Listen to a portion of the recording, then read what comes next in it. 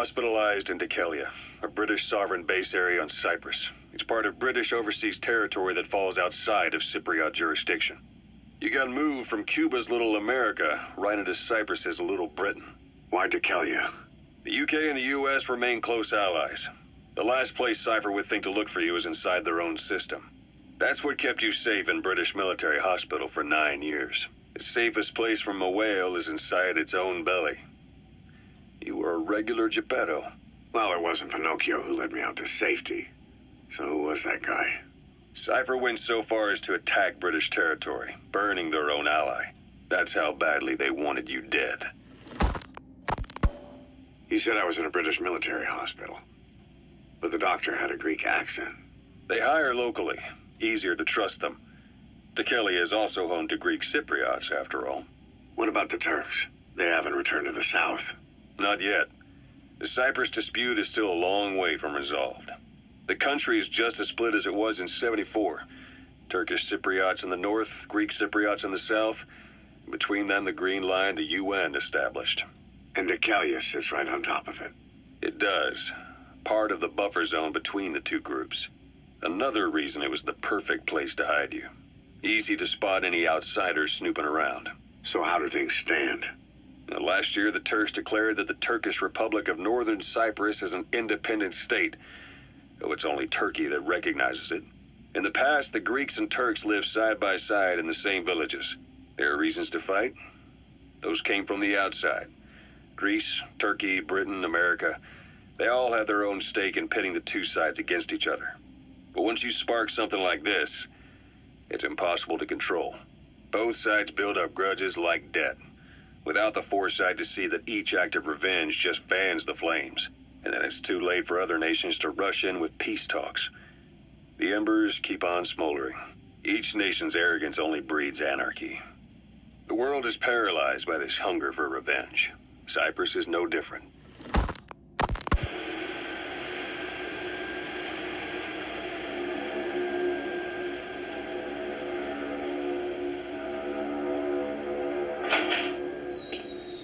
You're up. We're changing ships? We can't go sailing the Suez in a whaler. The Suez Canal. When did they reopen it? Not long after you were attacked. Once they finished sweeping it for mines after the Arab-Israeli conflict. Can you stand? We're going to transfer to a container ship for passage through the Suez. Our destination is Pakistan, Afghanistan's neighbor to the south. There, we disembark and head via Peshawar to the Zero Line, the border. We'll travel to the Khyber Pass by road. And then? We continue on horseback. Afghanistan's main roads are under Soviet control. We'll need to go around them. It'll be all narrow, winding paths through the mountains. We'll do better on horseback. It's a local guerrilla tactic. They use the higher ridges to avoid air recons. Then they charge down the mountains for ambushes. The Soviets still haven't devised a counter-strategy. Our time frame is only half as much as we really need. It's gonna be a tough march. Better horses than boats. Well, it'll make for good physiotherapy. Take the time to get used to that new arm. While the Soviets have indicated they are not participating in the Los Angeles Olympics, primarily because the United States has made no attempt to guarantee the safety of the Soviet Union's athletes, the United States is increasingly demonstrating the belief that the issue has nothing to do with its preparations, and in fact this is retaliation for the Western nations' boycott of the previous Moscow Olympics. That concludes today's news. That's quite some news. The Soviet Union not attending the LA Olympics? Yeah. Andropov's death has changed some things. They're calling it revenge for the Western boycott of the Moscow Olympics. Countries boycotted the Moscow Olympics? Yes. In protest of the Soviet Union's invasion of Afghanistan. Over 50 countries were absent. It's too bad I didn't get to see Yamashita's judo. When the 40th Army crossed the Amu River 4 years ago, détente went right out the window. The U.S. Congress chose not to ratify SALT II, and Reagan's hardline politics won in the presidency in a landslide. According to him, the Soviet Union's an evil empire. A second Cold War. And there's been no end to regional conflicts and civil wars. Lebanon, the Falklands, Grenada, Iran, Iraq. The story never changes. Egypt and Israel did sign a peace treaty. But then the driving force on the Egyptian side, President Sadat, was assassinated afterward. Apparently, his actions were considered a betrayal of his fellow Arabs. Islamic extremists? Yes. Fundamentalist extremists have been responsible for some bold acts of terrorism in recent years. We've had extremist students in Iran take U.S. embassy workers hostage, and suicide bombings in Lebanon. Over 300 foreign soldiers stationed there have been killed.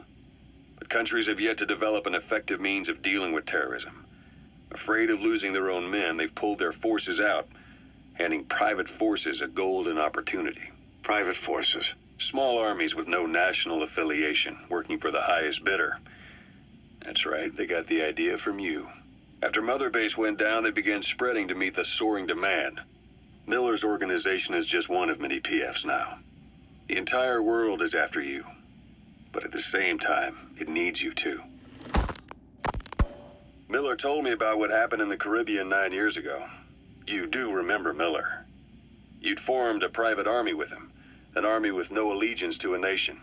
I remember, but... I see. You're not sure what's fact and what's a fantasy caused by the coma. It's still all a mess, huh? All I can do is tell you the facts as they were told to me. I've gone easy on you up until now. But this is where the hard stuff begins. 1974, the year before you entered your coma. You were in Colombia, operating with a small unit of men, basically mercenaries. Miller was among them. Miller was trying to find a way to turn his and your talents into a line of work. He was looking to start a business where you would fight on behalf of others around the world, those who needed military force. But the reality was, at that time, you didn't have enough gear to equip your own men. Then Miller came across this client. It was a huge job he was offering, but you had a shot at pulling it off. You accepted it and headed into Costa Rica. The client even threw in an offshore facility in the Caribbean. The Mother Base, that would be your new base of operations. Miller sure did have a head for business. As your mission went on, your unit grew and grew. More weapons, more money. Before you knew it, you were commanding 300 men. As the organization got bigger, your military powers swelled to match. It got so the international community couldn't afford to ignore you. You were just too damn successful for your own good. You, your men, had worn out your welcome. Everyone was out for you. East, West, First World, Third. It was only a matter of time before someone took you down. And that was XOF. Officially, they're an anti-terror unit under the CIA. In reality, they're Cypher's private strike force. They lured you to Cuba using Chico, the Nicaraguan revolutionary kid, and Paz, a mole who worked for Cypher as bait. While you were gone, XOF, posing as a nuclear inspection team, stormed Mother Base. At the same time, C4 they placed on the strut legs went off. The whole thing went down in minutes. XOF. Kisses and hugs followed by a big F.U. All because of Miller's blind spot. A back door into Mother Base no one suspected. You remember a certain scientist. Huey was responsible for bringing the inspection team on board, giving the enemy a perfect opportunity to hit you at home. You were returning from Cuba when it happened. Mother Base came damn close to taking you with it into the Caribbean. Those of your men out on assignment returned right away. They refused to believe the wreckage in the water they found was Mother Base. But they checked the coordinates again and again, until reality finally settled in. You were supposed to die that day. That was XOF's primary objective. As far as most folks know, you did. The first doctor to see you wasn't even sure what he was looking at. Before they'd even finished operating, your men moved you to that hospital in Cyprus. There was a woman named Eva who arranged that. Rings a bell, huh? Most men in your condition would have been written off right from the start. But you survived. You went straight down to hell, and they pulled you out. Your eye wide open. Full of venom. The days of Naked Snake are long gone. Welcome back, Venom Snake. This world still needs you. Here, Snake, try this on. A prosthetic arm. Yeah, Miller was calling it the arm that wasn't there. The physiotherapy's going well. Your arm's bulked up enough for it to fit. There. Perfect. A little time with it, and it'll work better than the real thing. What do you think? Huh. I can still feel my real arm. Well, you better get used to this one quick. You have any pain? Every now and then. Where? My fingertips. My left fingertips. Sounds like phantom pain. Your brain still remembers your old hand. Yeah. What about your vision? Can you see okay? Yeah, at the moment. Now, the shrapnel in your skull is pressing on your optic nerve. I'm told any hard impact could have an effect on your visual cortex. Yeah. The doctor mentioned that. Your brain might process visual information incorrectly. In other words, you could have hallucinations. You might see things that aren't there, or not see things as they really are. You experience any of that? I think so. When? Right after I wake up. Colors look faded. Colors, huh? Well, that's not a major concern in and of itself, but it could mean the difference between life and death in the field. You'll need to watch out for that. I will. All right. You should continue your physio. We'll be arriving soon. It's the last chance you'll get.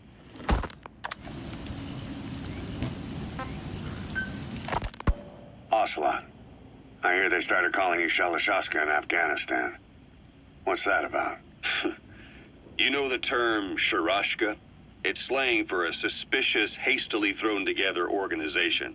The word became associated with a type of forced labor facility in the Soviet Gulag system. OKB scientists and engineers who'd been convicted of crimes were sent to a Sharashka for forced R&D. The Sharashkas were supervised by Lavrenti Beria of the NKVD, the secret police, under the official name 4th Special Department. Forced research? That's not very different from what we do here. Diamond Dogs is different. Everyone here believes in you. Regardless of where they came from or why they're here, they revere you. And they're fighting because it was their choice. And if it wasn't, they'd leave? Who knows? That's our reality here, whether it's real or not. If there's another truth, I don't want to know it. All that matters is that's the concept that's taken shape in their heads. The traces of a group ideology, our superstructure, to put it in Marxist terms. All right. Go on. Right. So anyway, at some point the enemy started calling me Sharashka. This was after the war in Afghanistan broke out. While I was keeping an eye on you in that hospital, I was also heading up interrogations here. The men I broke gave up their comrades and families, everything they wanted to protect them most. No real cause for it. I just let myself get caught up in the old Russian pride. And suddenly I received the honor of becoming Special Interrogation Advisor to the forced labor camps. But the more men I interrogated, the more people saw me as just that, the interrogator. It helped cover my real objective of keeping you safe. You went that far for me? Far enough to keep you alive. I ended up being pretty well known among the Afghan guerrillas. Some of them would have seen me on the battlefield, and that's how I got the second half of the name. Shashka. It's a sword, a type of saber from the Caucasus. Russian dragoons and Cossacks carried them into battle. Now, the Russian Empire had a general by the name of Fyodor Arturovich Keller. His bravery earned him the nickname Russia's Greatest Shashka.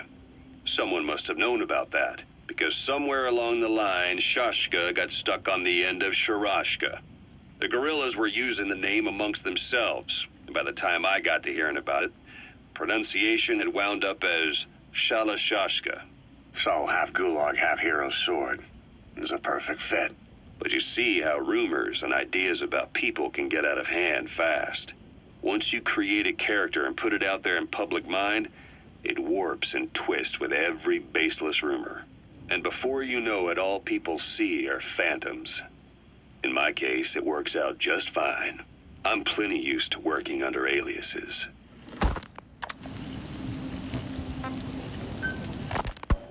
So SALT 2 still hasn't gone into effect. That treaty was drawn up to limit not just the size of the U.S. and Soviet Union's nuclear arsenals, but also their delivery systems. The whole deal. Just when we thought all those years of negotiations had paid off, somebody decides to invade Afghanistan. Timing couldn't have been worse. The president was in the middle of the SALT II talks back then. You mean while you were busy trying to stop Peace Walker? I heard. President Ford was meeting with the General Secretary in Vladivostok. In his absence, the political brass in America detected what they didn't realize was false nuclear launch data from Peace Walker, and were on the verge of ordering a retaliatory nuclear strike. Coleman's big idea? Humans are incapable of destroying themselves. Turns out he never knew what humans are capable of. If that AI, the boss, hadn't found a way to stop the fake data transmission, they probably would have gone ahead with the launch. Deterrence was revealed as the pipe dream it was. All thanks to you. And her. The U.S.-Soviet talks looked set to fall through. What happened in Nicaragua no doubt helped trigger a change of heart. But in the end... The time's to find the politics. When you've grabbed their tail, they turn and bite your hand. I first met you 20 years ago now. The place was Selenouyarsk in the Soviet Union. We were enemies. I was with the GRU. You were still fighting for America. 1964. Operation Snake Eater. Its objective? The assassination of the legendary soldier known as the Boss. When you returned home successful, they awarded you the title Big Boss. Your CO, Zero, sought to carry on the boss's will by covertly establishing his own organization. You knew the original members from Operation Snake Eater. From America, there was David O, or as he was to you, Major Zero. Donald Anderson, a.k.a. Sigint. Dr. Clark, who went by paramedic during the operation. And the fourth, you. From China, there was Eva. And me, Ocelot, from the Soviet Union. 6 in total. To us, government notions of friend and foe were meaningless. As were East and West, we joined forces by our will alone. Our objective was to fulfill the boss's dying wish, to make the world one. And to do it, Zero used the Philosopher's Legacy, the secret war fund you obtained during Operation Snake Eater. This organization would go on to become Cypher. I, on the other hand, was left with the problem. You only recovered half of the legacy. I had to locate the other half myself. When I found the funds, I passed them on to Zero, just as you wanted. I still trusted him in those days. We thought what he was doing was the boss's will, until he started that one project. Les enfants terribles, Zero called it. You parted ways, as did Eva, leaving only Anderson and Clark still with him. I maintained limited contact, although truth be told, we were just keeping tabs on one another. The reason was always you. After you returned to the Army and created Foxhound, you left America. For a time, even I'd lost track of you. I'd imagine Zero did too. You always were the best when it came to hide and seek. Zero created Cypher, an information network to tap into every corner of the globe. Woven together, Cypher's arteries make the world just one big organism, and that's not all. It also monitors the thorn in Zero's side. That's you, tracking your coordinates wherever you might go. The further you strayed from your roots, the larger Zero became. It's as if he was trying to close the gap between you. But before long, he disappeared from public life. Only a few people had direct contact with him. For a time, I was one of them. Then a year after you fell into your coma, he slipped out of sight entirely. Since then, nothing. No photos, no recordings, not even a reliable rumor as to his whereabouts. I tried every method I could think of, but Zero was gone.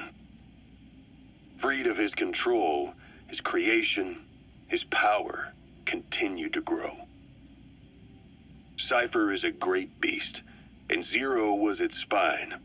But even without him, it's endured, evolved. But now its body is rotting, riddled with parasites.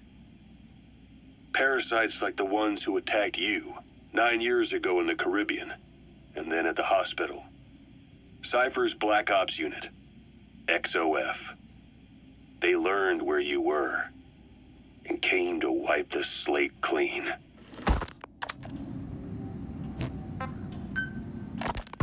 Christmas Eve, 1979, the Soviet Union rolled into Afghanistan. Muslims had revolted against the Soviet-friendly regime established the year before. The DRA forces could no longer contain it themselves, so the Soviets went in to intervene. The Afghan government was powerless and fraught with infighting. They lost the hearts and minds of the people, and that alarmed the Soviet leadership. With the Islamic Revolution happening in Iran, the Soviets felt they had to act fast or risk the spread of Islamic revivalism. A superpower, sending a motorized rifle division against men on horseback with antique rifles. Everyone thought it'd be over in an instant, only it wasn't. Some Muslims made their fight a jihad, a holy war, and began a guerrilla campaign on all fronts. A war of attrition. These fighters call themselves Mujahideen. They're being supported by the West through Pakistan. That's why Miller was involved. He was training them near the Zero Line, sponsored by the CIA. The war has become a nightmare for the Soviet troops stationed here. They thought they'd be headed home in 6 months at the most. Then a year passed. 2 years. Now here we are 4 years on with no exit in sight. Afghanistan has become the Soviet Union's Vietnam. The Soviet troops on the ground want to go home, but at least they have homes to go back to. The Afghans have lost theirs. The Soviets destroy the kishlaks, villages, wherever they can. They burn down homes and fields, fill in wells, turn pastures into minefields. It's created a mass of refugees who fled to Pakistan. If the Mujahideen are fish swimming around the villages, the Soviets will go so far as to dry out their ocean. But this has had a big price. There's bitter resentment among the Afghans, and they're taking out their anger on the soldiers on the front lines. Among the Mujahideen are the Pashtun people. They're fiercely devoted to their code of Badal, or revenge. Soviets they've captured have had their hands, feet, and noses cut off before being left to die at the side of the road, just to show their comrades what they're capable of. Friendlies who come across them can do nothing but put them out of their misery. Then they burn down another village in retaliation. And the cycle of vengeance goes on.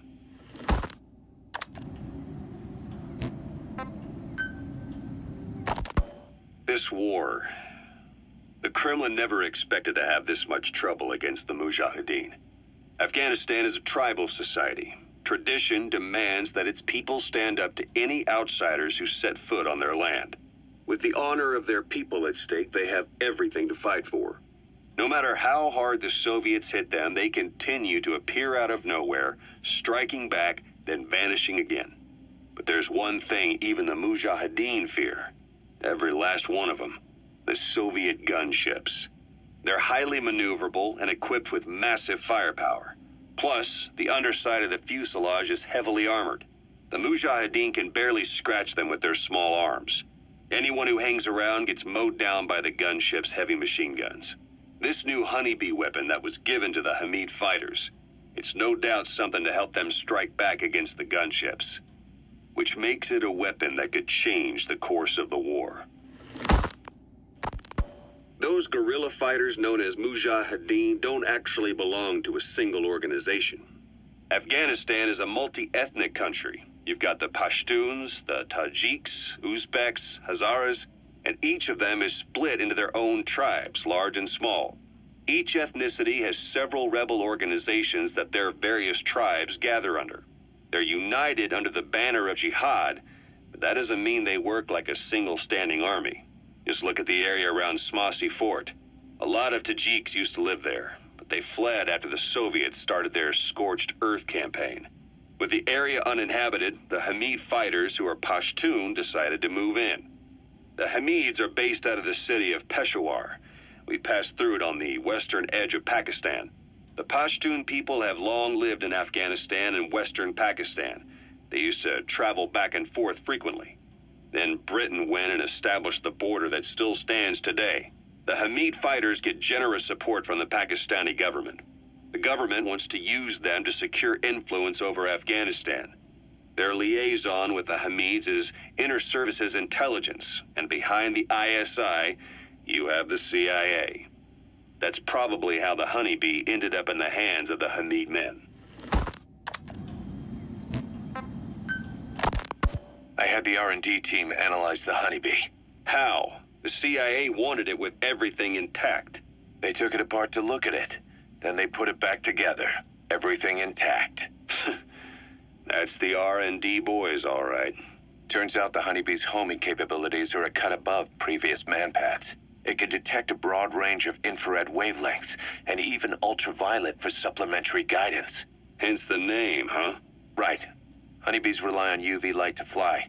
With this device, flares don't do the target any good. That's why the Soviets are losing so many gunships. And why the CIA was so desperate to get it back. It wasn't just about preventing the Soviets from devising countermeasures. What if the likes of Iran got their hands on it? American aircraft would be put at risk, too. We can use this tech to develop our own portable missile. That'll give us a huge advantage. It'll take a little time before the analysis results can be applied to actual implementation. But we'll keep moving with the research.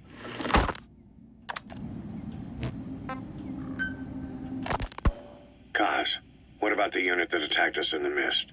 You knew something about them. That wasn't my first run-in with them. It happened right before I was captured by the Soviets. We were on the zero line that day, the Afghan side, on our way back from training the Mujahideen at a mountain camp in Kunar province. There's a lot of that work in Afghanistan. Most PFs shy away from it because it draws too much attention. But for us, that was the whole point. The job itself went great. We just had to make it back to a tribal area in Pakistan. But all of a sudden, visibility got real bad. It was no sandstorm. Our point man gave this strange report. He said he could see skulls in the mist. Skulls? The next moment, he went silent. We scrambled into formation, right before his arms and legs came raining down on us. It was always supposed to be a dangerous mission, so I had Diamond Dog's very best with me. We were calling out to each other. But one by one, their voices just went dead. Whatever happened to me, I lost consciousness before I knew it.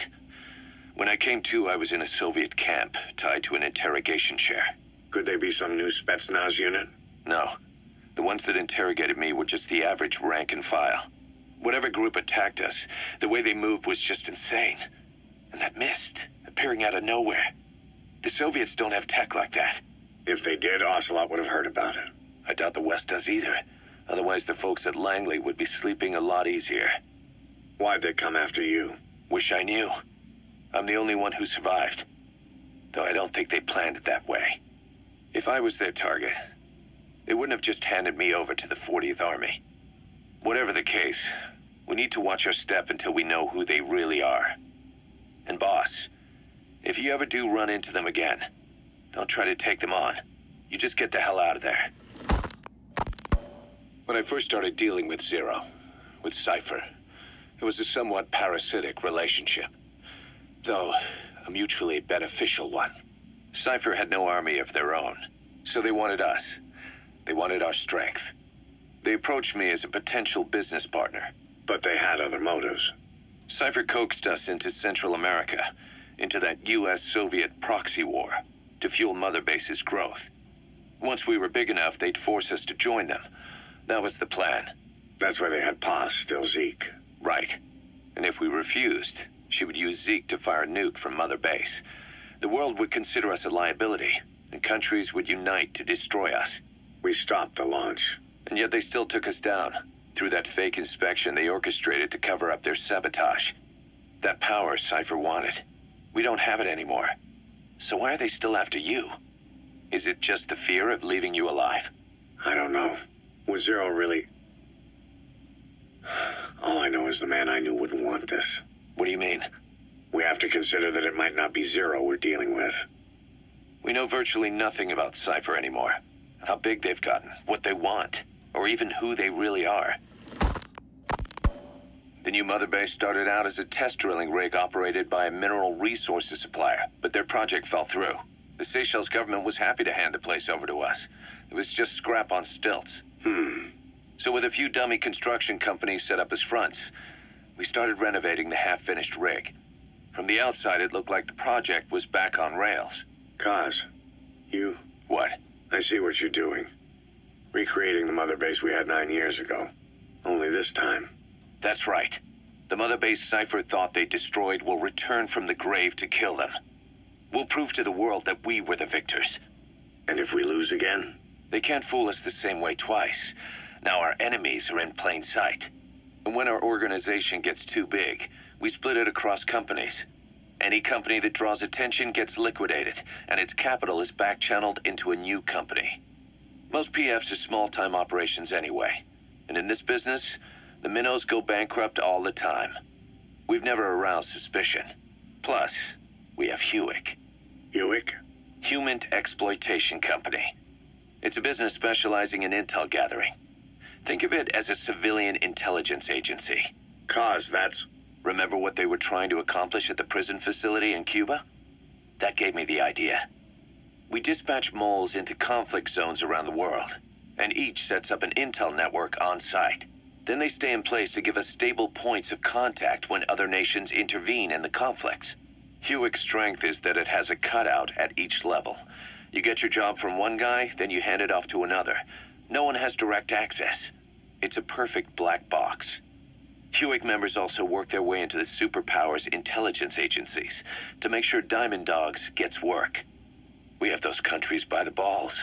That's our deterrent when we need it. Networking? In the intelligence community? Sure, that's how we've grown this far. And when you go out on missions, intel from Hewick will be there to back you up. But despite all that, Cypher has its eyes on us. The only reason I'm not dead is that they needed to know where you were. Figured if you woke up, I'd go straight to you. That's why you made that ruckus at the Zero Line. Yeah, to make their own surveillance work against them. I think it took some of the heat off Cyprus. Kaz. Then I just had to wait for you to save me. And I've gotten used to waiting. Kaz. That's not all. It was a good chance to scout the market. And with the West wanting the Soviets out of Afghanistan, their agencies are bursting at the seams with funding. Boss, let's start by building up our Afghan presence. Why put Mother Base in the Seychelles? We're at the center of the world here. We're all the way out in the Indian Ocean. Come on. Lebanon, Sri Lanka, East Timor, and Africa. From here, our reach extends to conflict zones the world over, including Afghanistan, of course. So it's prime real estate for a mercenary. Exactly. Latin America isn't as close as I'd like, but we have Amanda and her people to help in that department.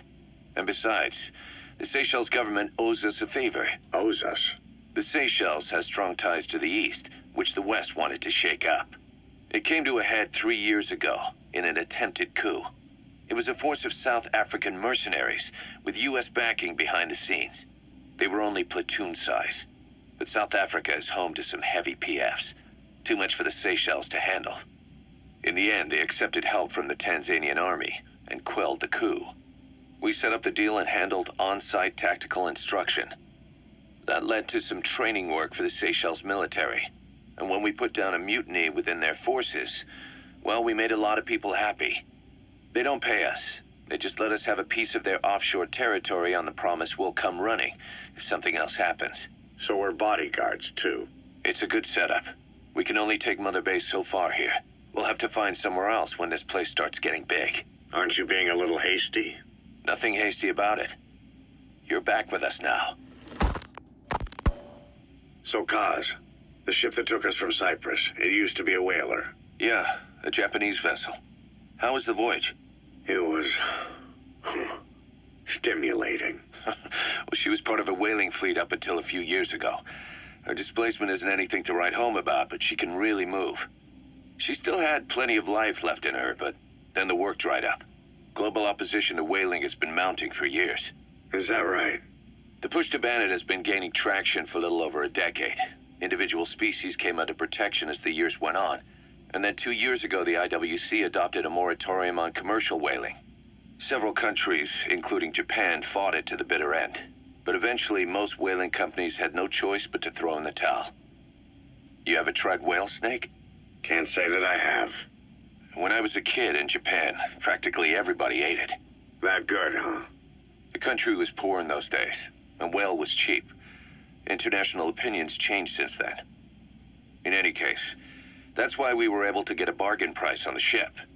Of course, we did end up spending 5 times the purchase price in modifications. We had to really work to fit in all the ESM and communications gear while keeping the whaler look intact. Right now, she's going around conducting SIGINT missions. In the future, we plan to use her as a communications relay base between you and Mother Base, and also as a chopper resupply vessel. Diamond docks.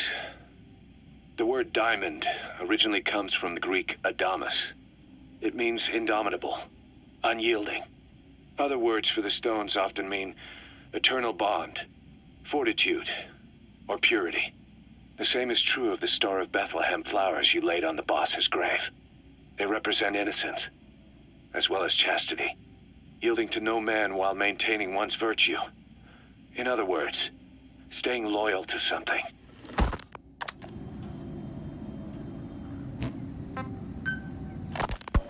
Ocelot said the number of private forces is increasing, and they've modeled themselves after us. They're a far cry from the likes of us. But why? 9 years ago we made enemies of the world as a nuclear-equipped force, independent of ideology or state. Yes. Sooner or later, the real UN would have stepped in. So why are they giving these PFs free rein? That's our fault, too. What do you mean? What happened 9 years ago was a real problem for a lot of people. An organization as big as ours, with our facilities, was wiped off the map. Not an easy thing to hide. But if our existence came to light, so would the names of our clients. We had contracts all over, east and west, from superpowers to banana republics, the lot. Our clients denied all association with the likes of us. They had to make sure things didn't blow up on them. But at the same time, they missed us. They really missed us. The demand for armies for hire was as strong as ever. The international community turned a blind eye to what happened to us, despite still needing people who could do our jobs. History couldn't afford to lose us. As soon as we were gone, they needed a replacement. So private forces spread everywhere. And they're all just a phone call away. But still. I know. PFs are totally different from what we envisioned. Nation-states, revolutionaries, terrorists, they have a lot of clients, and Cypher is one of them. Cypher stays anonymous, but I know their work when I see it. In the eyes of those clients, the world's PFs are all just expendable pawns. The clients don't have to worry about losing their own men. Nobody knows they're involved, and PFs are cheap. In short, the world is chewing up soldiers and spitting them out. Even some of the old Mother Base's survivors are still working for PFs. Some guys created their own smaller forces. Others were taken on by emerging PFs. Everybody's gone their separate ways. But none of them are living their dream, because they're not fighting with you. Of course, I tried to headhunt as many of them as I could for diamond dogs. It was all a waste of time. They said they weren't interested without you to lead them. But now you're back. And everything's gonna change. We'll unite all private forces under you, transcending nations and economies. What is a nation? Just a patch of dirt. The bonds among us will surpass nations, and that's what'll put the world under our control. We'll establish a new kind of country, redefine the very concept of it. Even Cypher will be below us, an extraterritorial federation of military nations. The United States of Force. Once word of Big Boss's return starts traveling, that'll be our true deterrent against Cypher. In other words, no one will dare to come gunning for you. How do you figure? Cypher lacks a large-scale fighting force. PFs are the perfect tool for them. But those PFs revere you, the legendary Big Boss. If Cypher killed you now, they wouldn't take it lying down. Maybe they'd even go looking for revenge, but they definitely wouldn't keep doing Cypher's dirty work, even if it put their lives at stake. That's why it's no longer a benefit to Cypher to get rid of you. The very fact that you're alive is our greatest defense against Cypher. Nice to know. It'll buy us some time while we get back to full strength. Just keep in mind that what I'm saying is generalizing a lot. In practice, the PFs around the world don't know your face. Just declaring that you're Big Boss won't be enough to convince them. And if they see you as an enemy, they'll come at you with everything they've got. Some hero. That's why you need to bring them back to Mother Base. Show them on your terms that you really are the one and only Big Boss. Once you've proven that, they won't hesitate to join us.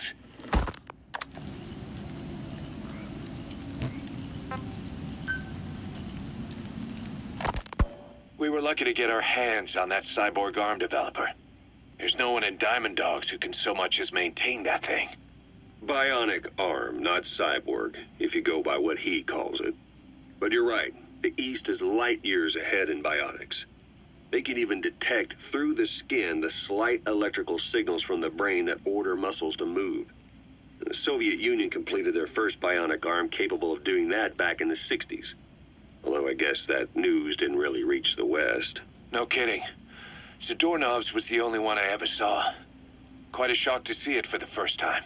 And it was no mean feat to get hold of Snake's arm. I couldn't get one for you at the time, but you know, now... Forget it. I've no intention of relying on bionics. Right now I need to keep the pain fresh in my mind. Well, it's your decision. But don't you find it... inconvenient? Not a bit. But the phantom pain... it never lets up. Do you know how many men I saw die that day? There's nothing we can do to bring them back.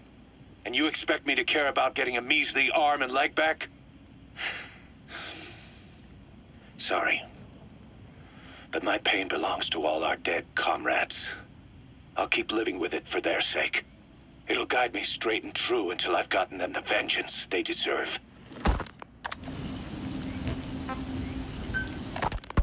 Diamond Dog's intel team specializes in information gathering, mainly HUMINT and SIGINT. They plant scouts and moles in the field. These operatives will blend into the local populace and work under the guise of a resident, or disguise themselves as travelers and ask around for information. They observe targets using various hidden bugs, cameras, and transmitters, and by tapping their satellite and phone communications. Analyzing all this information creates a clear picture of how wars and the PFs fighting them are changing. This data can also be used for threat assessment when deciding whether to accept contracts from certain clients. And during missions, the intel team keeps track of target locations and produces FOM predictions, reporting mission-critical information based on real-time remote observation of changes in the AO. What you hear from us over the radio is based on how we interpret the data gathered at the command platform. However, intel team operatives go unarmed in almost all situations to avoid revealing themselves to the enemy. Some will carry a knife, but most have nothing at all. As such, don't expect them to help you take on heavily armed adversaries like PF soldiers. Think of them as entirely passive in the hot zone. Plus, they use all manner of techniques to remain inconspicuous in the field. If you ever spot one, you'll have some serious explaining to do. So remember, their specialty is espionage. They may not be of use in a firefight, but when it comes to intel, they're pros.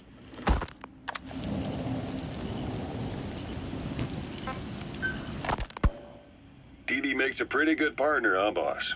Too early to say. Yeah? Just seeing him come back makes me real proud. What breed is he? He's not a husky. You're right. Siberian Husky is a cross between a Spitz-type dog and a wolf. I think Dee might have some wolf blood in him, too. He isn't just smart. He's also shown remarkable judgment. If he doesn't do what you want him to, he's just doing what he thinks is right in the situation. And he's steady under fire. Remember, he's no lapdog. But learn his strengths, and you'll understand each other soon enough. You'll make one hell of a team. Ocelot, why'd you take it upon yourself to train him? Huh?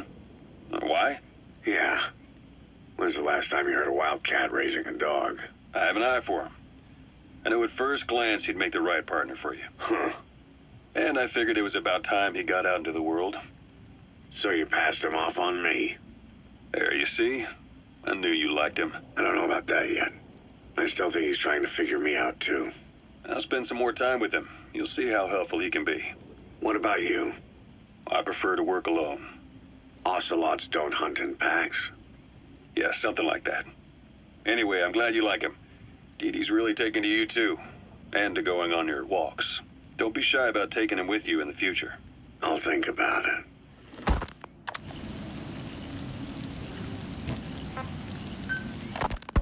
Look closely. Those are the symptoms of the infection on Mother Base. The blisters on the body were full of tiny worms. Parasite larvae, most likely. But we couldn't find any adults. It doesn't seem to mature in the body, like a spargatum. We don't know the root of infection, or what causes symptoms to develop. The infection rate, along with the number of dead, are both on the rise. If we don't find the cause, and soon... Boss, do you remember seeing these symptoms before? The bodies floating around in the oil facility, the bedridden test subjects at the Devil's House? This epidemic looks just like what we've seen on our hunt for Cypher. It could be a counterplay by Skullface. That's insane. You mean they weaponize parasites? Parasites as weapons. That definitely falls under the Biological Weapons Convention. But it's something the world would never see coming. And no one's ever developed a vaccine for parasites. So this is the weapon of mass destruction Cypher was working on in Africa? It may be. But if it is, how do the Yellow Cake and Walker Gears fit in? There must be something bigger we're not seeing. Anyway, our priority now is to prevent more casualties. The medical team is studying the infection, but we can't treat anyone until we know the root cause. All we can do right now is halt the spread of infection.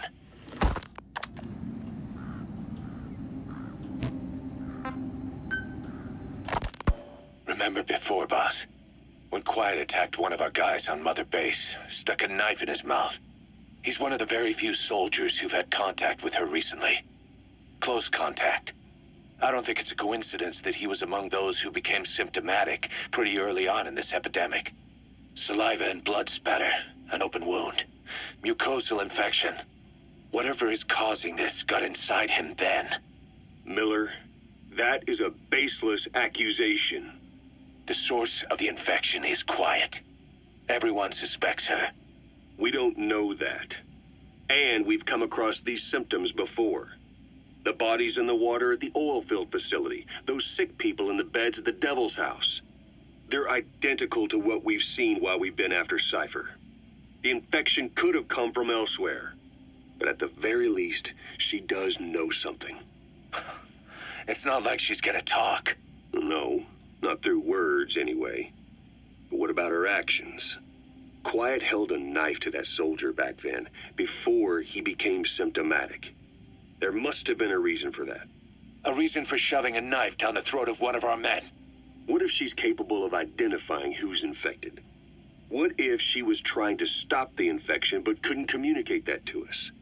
The answer to that, the source of the infection, might be in the mouths of the infected. You think there's some kind of clue in their mouths? I don't know.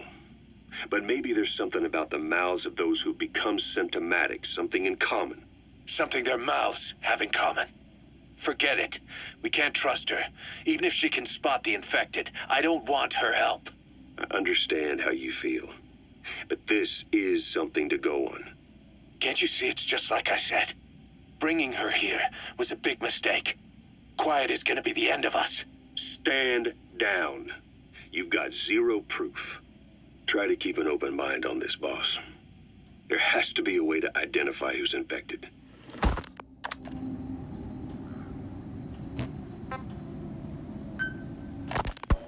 Snake, do you remember Amanda? Yeah, I do. Their revolution was a success. Somoza resigned, and Nicaragua has a new government. Amanda's really working hard for her country to be reborn. Good for them. She says she wishes Chico could be there. That revolution was the dream. For Amanda, for Chico, and their father. That chopper was no place for Chico to die. I'd like to at least think history will remember his part in the revolution. When you pick up a gun, there's always a chance you'll die for nothing. He knew that as well as the rest. Now that he's gone, it's up to the rest of us to decide what it was all worth. If we don't, there's nothing to prove that Chico ever lived at all. We're his mark on the world. Amanda told us that Strangelove contacted her after the revolutionaries came to power in Nicaragua. Strangelove, the AI researcher from Mother Base? I remember her. We'd lost touch with her, till Amanda heard from her out of the blue. She told Amanda she wanted to salvage Peace Walker's drive parts, or something from the bottom of Lake Nicaragua. Amanda passed the request on to her friends in the new administration. She's a national hero now, after all. So Strangelove got a Soviet military aircraft to transport something to somewhere. But apparently the cargo wasn't big enough to have been Peace Walker itself. So what was it? Who knows? We recovered Peace Walker's nuclear warhead ourselves 9 years ago. What could Strangelove have been after? Amanda said she didn't mention what her reason was or where she was headed. Nicaragua is a socialist state now. And with Amanda vouching for her, the government didn't feel the need to concern itself with the details. All Strangelove told Amanda was that she was going to continue her research, and that the rest was a secret. Right before the attack, Huey was in the control tower to prepare for the inspectors. He was with them when it all went down. The control tower collapsed with the rest of it struck. His body was never recovered, but he was the one who met the inspection party when they arrived. And he was the one who showed the nuclear inspectors to the tower. You remember the way it went. First he recommends we agree to the inspection, then he gives them the okay without our permission, all the time acting as if he was doing us a favor. On top of that, he even had the guards disarmed that day. It would send the wrong message, he said. Whatever the angle, it all leads back to Huey. I curse my own stupidity for not realizing sooner. Huey escaped with that unit by chopper. I've been hunting him for 9 long years. The other reason I was operating around Afghanistan was to dig up his location. Huey's in Afghanistan? Yes, and I have a good idea where. Now we just wait for the right moment. This time, we'll be the ones using him. He's going to tell us who our guests really were that used a fake nuclear inspection to blast our home into the ocean.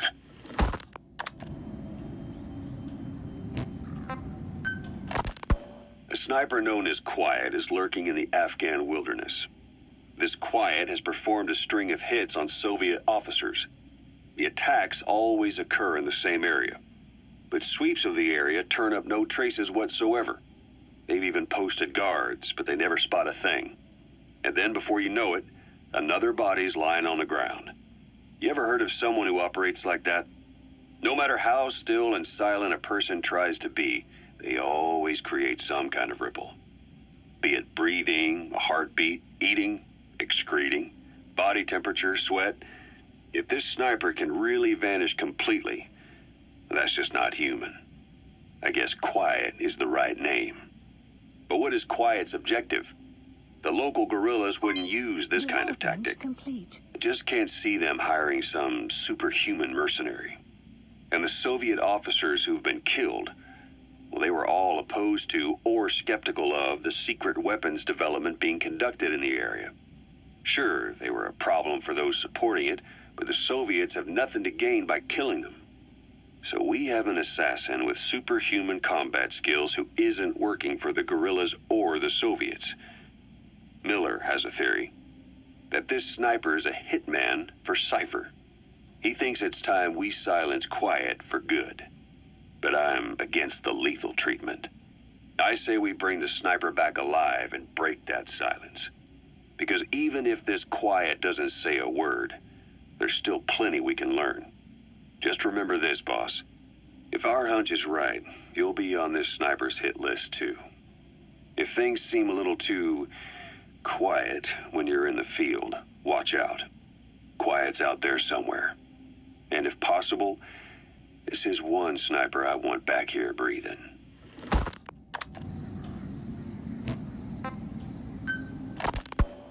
When Quiet first came here, she demonstrated her marksmanship against that enemy fighter plane. It showed she was much more than your everyday crack shot. Hitting a moving target from 600 meters is a challenge, but it's possible with the right training and equipment.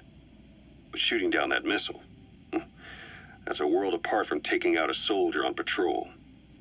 The chopper and the missile were in motion, meaning different vectors at high velocity in 3-dimensional space, and she shot an unguided bullet that had to fight air resistance and gravity.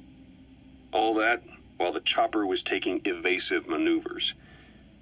Some of the best target leading I've ever known. She has a superhuman sense of spatial awareness. You put her in a fighter jet, and she'd be an ace right off the bat. Hell, your judgment was top class too. Realizing she could take out that pilot, that's quick thinking. You and Quiet could make a hell of a team. You'd be damn near unstoppable. Quiet is still in her cell. Only a few staff are authorized to go near her. She hasn't tried anything funny, but that's what bothers me most. In particular? What does she have to gain by coming to Mother Base? I first thought she was under orders from Cypher to take you out. She didn't manage it in Afghanistan, so round 2 happens here. So I lighten the guard. And that lock on her door is a joke. You gave her an opening. And? Well, she hasn't killed you yet. And I hate to say it, but she's had plenty of chances. You made me the bait. Poisonous bait. What better? Anyway, she didn't bite. Quiet is keeping her silence. So I'm left with no idea again what she's doing here. We tried communicating with her through writing. That didn't work either. Whether she's illiterate, dyslexic, or just plain stubborn, she won't cooperate. I just don't get it.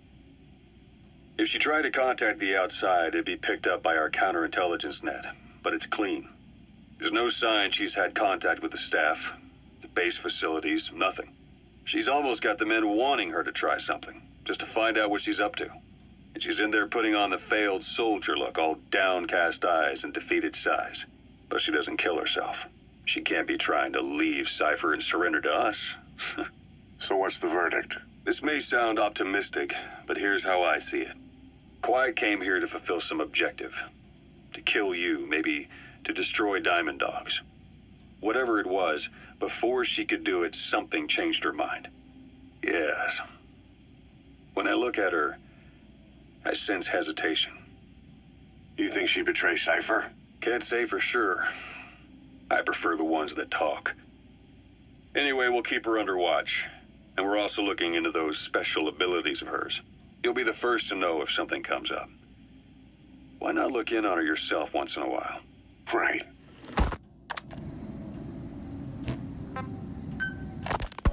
Boss, Quiet still hasn't made any moves.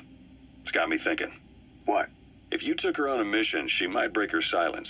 You want to let her out? Sure. Make her no different to the others. Everyone you pick up works for themselves, right? But her... I say work with her, see what happens. I wouldn't ask this of anyone but you. On missions, I'll make sure we have someone observing from a distance, and she won't be allowed access to all of the base. As for Miller, well, sometimes it's better to ask forgiveness than permission. The best part is, hiding is her specialty. If no one sees her leave the base, the staff will be none the wiser. And if she gets away? If that happens, you'll have to take care of her. But I have faith in you, boss. I think Quiet sees something in you. It's a big risk. But it's for the good of all of us. And besides, you can't deny her talent. Her unique skills and abilities would give you a hell of an edge out there. I'll think it over.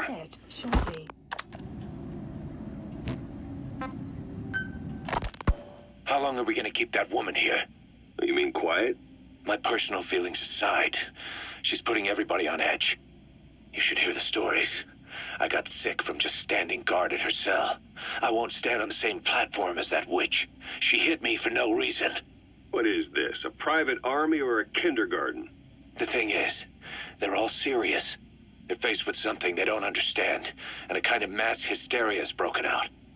I've gotten wind of countless plots to take her out. There are no grounds for this suspicion whatsoever. Put yourself in her shoes, assuming they see her as a prisoner here. No, even more so, if they do, she deserves to be treated humanely. I always thought our men were a bit more noble-minded, but... Look, I understand this is a stressful line of work, but to make her the scapegoat...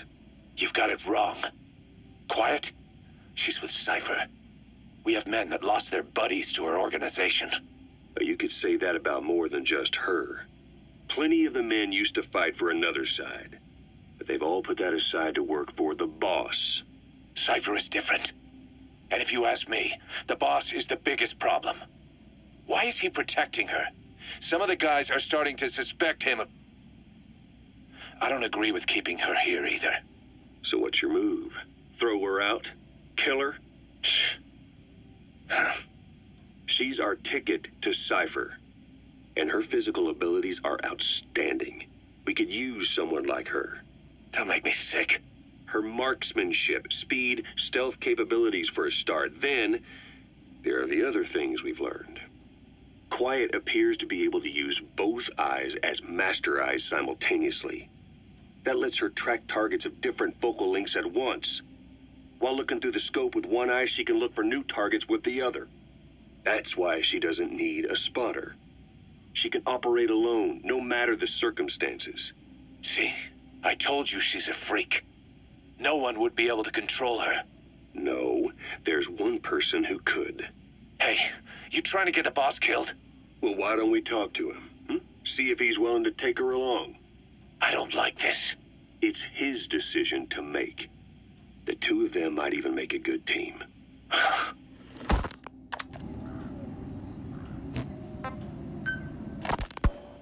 Where is she? You mean quiet?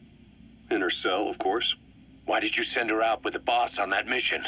She proved herself well enough, didn't she? The boss sure knows talent when he sees it. That woman will never be one of us. She's targeting him. Don't forget, we do owe her one. What's that supposed to mean? Remember what happened when she first got here? She shot down the aircraft Cypher sent after us. Not only that, she hit the cockpit. Who else could have done that? We're talking about a fighter jet traveling at Mach speed. What's your point? If she hadn't been there, the boss's chopper would be at the bottom of the ocean right now. Or it would have been followed right back to Mother Base. So let's say she does have some elaborate scheme in the works. If you want to catch her in the act, all we can do is sit back and wait. On the other hand, if she swears allegiance to the boss like our other Fulton recruits, he couldn't ask for a better partner. She's got you fooled. I have eyes on her. If she tries anything, she'll regret it. We lose nothing either way.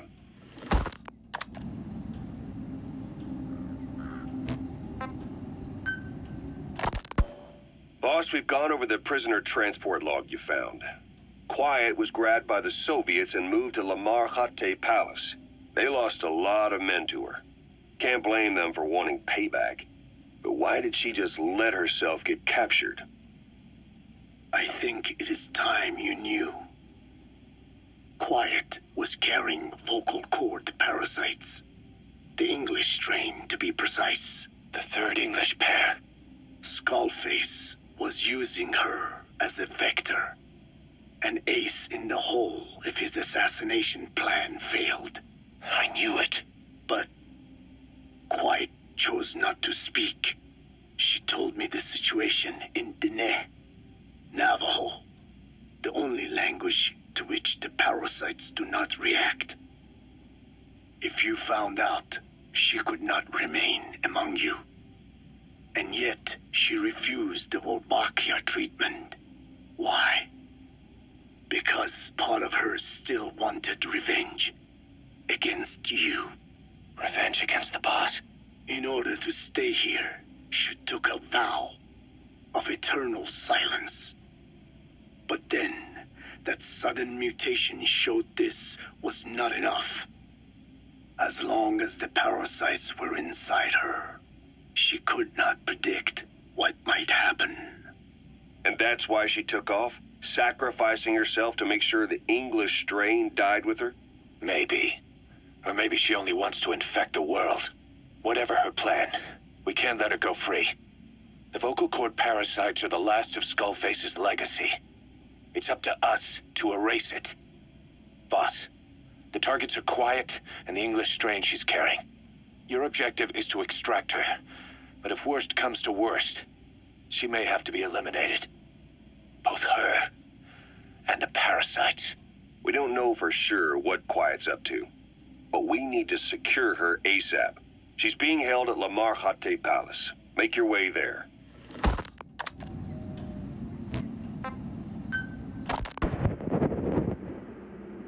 I did not choose to be quiet. I wanted to express my feelings to you. If only we shared a common tongue.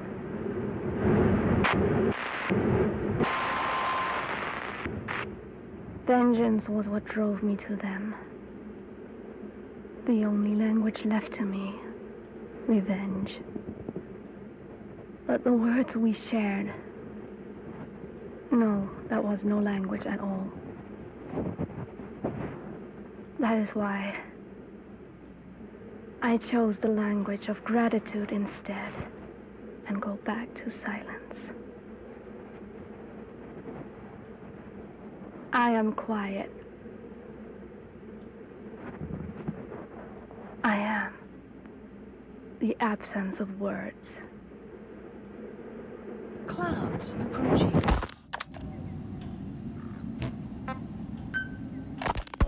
It wasn't just Cypher. Back in the Caribbean, every eye in the world was turned on us. A private army, just a bunch of guys with guns, in possession of a nuke? Why wouldn't they be uncomfortable? And that's why you made sure the inspection happened. Well, I thought our best move was to prove to the UN through the IAEA that we had no nuke. Of course, I was against us having it in the first place, but that was Snake's decision. The boss wasn't responsible. Well, don't get me wrong, I still believed in Snake. I thought I was making the best decision for all of us, that's all. I figured we should get a third party to exonerate us before proof of the nuke did get out. And who better to do that than an organization with international authority? So the truth is, you took it upon yourself to agree to an inspection arranged by the UN. Only the inspection was a ruse, and Cypher's strike force, XOF, showed up instead. I had no idea that would happen. Enough bullshit! Oh, sure, like I could have known. You know, I was just trying to prove our innocence to the world. What's wrong with that? We're not interested in the excuses you've thought up. The truth is objective. Just see it from my point of view. You led XOF to the control tower. They seized it, giving them complete control over the base. Moments later, they detonated C4 on the strut legs. Anyone who'd managed to survive was hunted down by the assault force and their choppers. You can't believe I did that on purpose. That was the end of Mother Base. But it wasn't the end for you. How can you... Look, think about it. I lost something too. I built Zeke and it got buried underwater. I am a victim. That raises the big questions. Why were you the only one spared? You got away without a scratch. Why did Strangelove leave the base on the eve of the inspection? You two were close. Strangelove? And how did you manage to build something that surpasses Zeke in every way? Because you did everything they told you. You're the only one who didn't lose a thing. That is the truth. I was taken away against my will. Skullface forced me to do his research these past 9 years. He used me. I lost 9 years. 9 years. We all lost 9 years. It wasn't just you. I suppose blaming me makes you feel better, does it? But who's gonna give me back all the time I lost? You're not getting anything back. You're not a victim here, Emmerich. You're the perpetrator. I didn't know anything. Nobody can back that up. Yeah, all the evidence is at the bottom of the ocean. You know the hardest man to break. The type who's fooling himself. That takes time. It's easier to live a convenient lie than a painful truth. Is that the piece you've chosen, Doc? I'm not lying. Of course. Just let me check one or two things. On that day, you were in the control tower with them. Lucky you. That's how you got out unscathed. And you escaped on one of their choppers. Only you, right before the base went under. They had me blindfolded the whole time. I've never been so scared. The whole flight, I thought they'd kill me. But thinking of you kept me going. My comrades, all the way. And? There was a plane journey, then we traveled by road. When they finally took off the blindfold, I was in kind of a warehouse, on the floor. Afghanistan, it was that research lab. I couldn't believe they'd taken me halfway around the world. And soon enough, he came. Skullface. He's the one who's really behind that Mother Base attack. He forced me into that research. What kind of research? He told me to build a bipedal walking tank for the Soviet Union. Like Peace Walker. A system that could fire an ICBM-class nuclear weapon. That's how the Sahelanthropus project got started. Sahelanthropus. Those AI weapons I'd made in Costa Rica were like toys by comparison. A whole world apart from reptilian four-legged crawling and that ridiculous hunched-over bipedal waddling. My design evolved to the dawn of mankind. Sahelanthropus, the first steps towards humanity. An upright bipedal weapon system.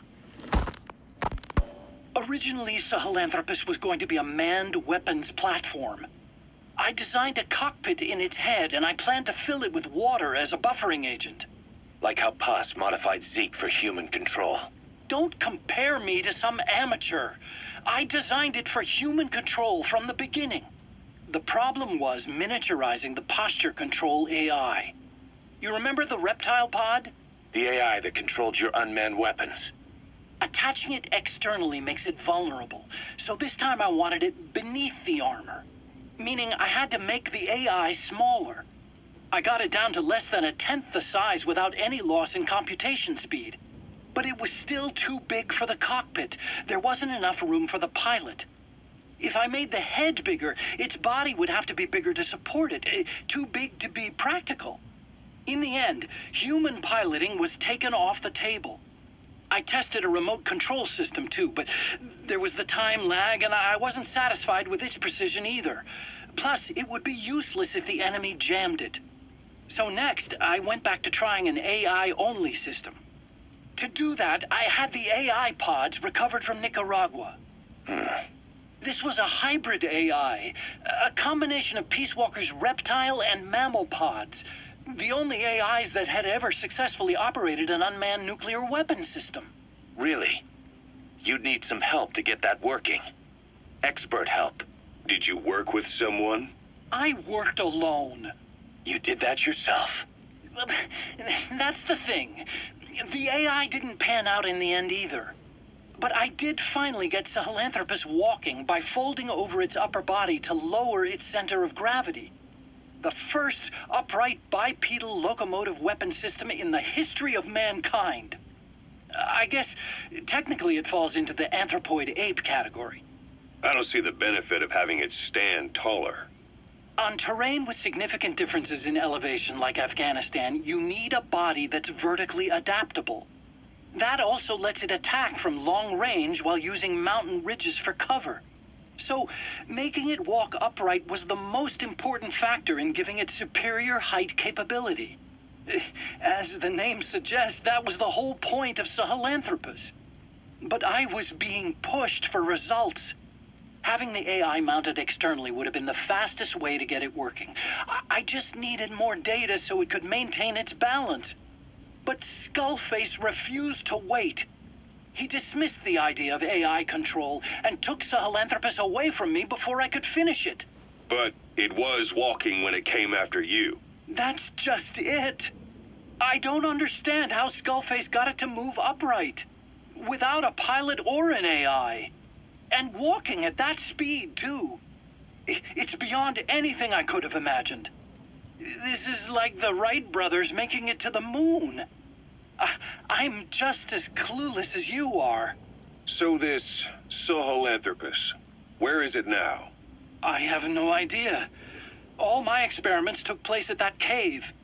I've never seen it anywhere else. Besides, it's still just an incomplete prototype at this point, and nothing but a paper tiger. Even if it can walk, it's far from being a viable weapons platform. It wouldn't be useful in actual battle. Emmerich will remain here at Mother Base for now, but not as a member of Diamond Dogs. I still don't trust him. That work for you? Fine by me. He can't be allowed any contact with staff either. Yeah. A lot of the guys would love some payback for 9 years ago. We still need him alive. But we have to restrict his movements. He can only go where we tell him. And of course, the interrogations will continue. He worked for that skull bastard for nearly a decade. He still has more to tell us. How long are we gonna press him? If our investigation shows he really had nothing to do with the attack, we'll reconsider his place here. But I don't expect that to happen. Remember that water tank-shaped object in Emmerich's lab in the Soviet base camp? The thing that started talking to you like a possessed answering machine. That was a pod built for housing the AI used to control unmanned weapons. You remember, back in '74 in Costa Rica. It was in those machines you fought there. They were designated Pupa, Chrysalis, Cocoon, and Basilisk, and each of them was fitted with an AI unit called a reptile pod. Emmerich created it. It mainly handled the machine's posture control and autonomous behavior. But the Basilisk, aka Peace Walker, also featured a second AI pod. That one was called the Mammal Pod, and it was created by Dr. Strangelove. She tried to recreate the boss's personality through the Mammal Pod, but you pulled out its memory boards. That's when it transferred its own functions to its reptile pod. Just like a human brain compensating for damage by using the remaining healthy parts. The result was a unique entity, a hybrid of the reptile and the mammal. It sank to the bottom of Lake Nicaragua with Peace Walker. But apparently they salvaged it and transported it to that lab. Don't let it deceive you, Snake. It may sound like the boss, but it has neither a personality nor a will. Like Emmerich says, it's just a machine.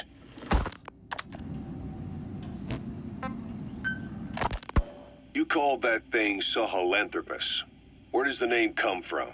Well, several years ago, an excavation team discovered a hominid skull in the Sahel region.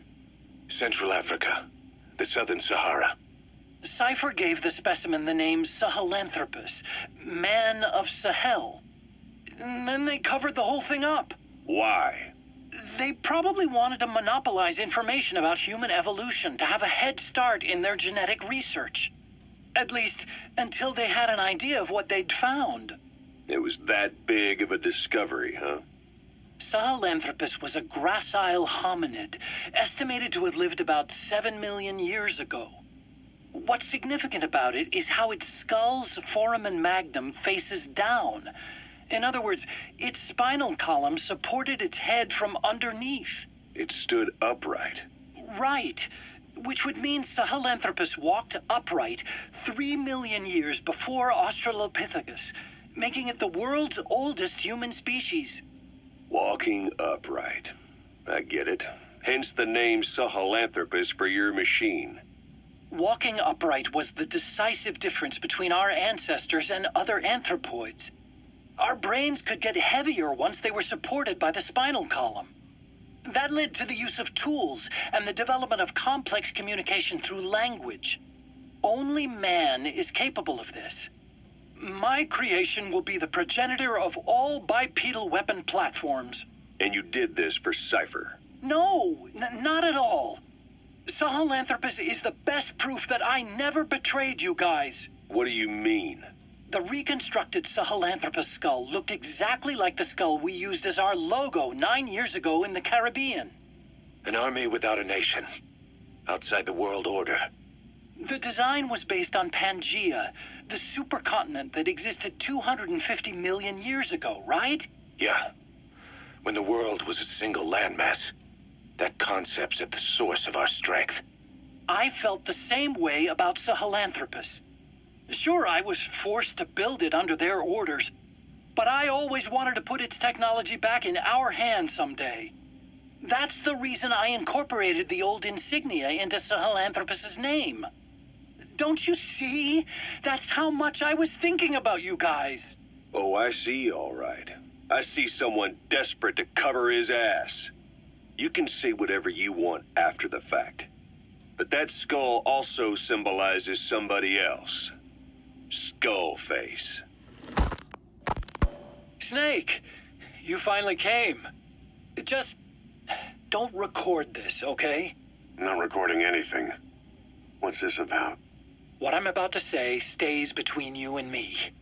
It's about the weapon to surpass Metal Gear. You know a researcher by the name of Clark? He works in the biotech industry, real advanced stuff. His area is bioengineering, but lately he's also gotten into genetic research. Never heard of him. Well then, what do you know about cloning? I think I've heard enough. Hold on, this is important. Cloning lets you create a genetic copy of an organism. You take the nucleus of one of its cells, and you swap it with the nucleus of an unfertilized egg from another member of the same species. They started out working with plants, but since then they've had success with other organisms, including mammals. It's a hot area for a lot of places right now. Corporations, universities, research groups. There's no shortage of scientists out to get famous and patent their work, with morality taking a back seat. Isn't that a little outside your field? It's got nothing to do with my research. But I thought it might be of interest to you. Cloning, and Dr. Clark, I mean. Go on. Now, this is really highly classified stuff, but I've heard that an American biotech company has successfully cloned a human being. What's more, it happened over 10 years ago, and the researcher behind it was Dr. Clark. You've really never heard of him? I don't meet many doctors. This Dr. Clark is a complete ghost, even to others in his field. His age, where he comes from, that might not be his real name. And I can't even say for sure he's a he. Clark's employer, ATGC, its company motto is embracing your hopes, preserving talent. What does this have to do with me? Cypher. Dr. Clark works for ATGC, and they have connections to DARPA. Cypher couldn't function without the communications network DARPA's built. Meaning, Cypher has to be a part of the Pentagon. Or at least, the two are joined at the hip. DARPA is a driving force behind human cloning. It's a pretty high priority project for them. And this Dr. Clark, some say he's a pivotal player in Cypher. But that's not all. Every cell nucleus in an organism contains the genetic information for that organism. Think of it as a blueprint for life. Clark appears to be working on how to decode this information and rearrange it at will. If you could do that, it would mean being able to custom design human beings for specific purposes. Can you believe that? Suppose for a moment that this is all fact. A man of your talents, if your genetic information died with you, that would be a terrible loss for mankind. But what if mankind could preserve you for future generations by cloning you? All right, enough. I get the idea. Look, I know it's inductive reasoning, but this weapon to surpass Metal Gear they're developing in Africa, I believe it's something that uses this new technology. Speaking as a fellow scientist, it chills me to the bone. That's rich coming from you. If genes serve as our blueprint, then I wonder if they include an impulse that drives us to tweak the design. Can you imagine that? Genes, encoded with information that wants its children to decode it. Is life itself putting the direction of our next evolution in the hands of scientists? I guess it would take some real arrogance to believe that. And yet, it could be what Cypher's after. I think you're barking up the wrong tree. But that was an interesting story. It'd make a good movie. You have to believe me. Where'd you hear all this anyway? Where? I just overheard it in bits and pieces while I was forced to do that research for them. Right. Wait a minute. Look, I want to help you. I want to be of service here. I'm risking my life with this. Is that so? Maybe it's time we brought someone else into the conversation. No, not him. Not Ocelot. You can't do this.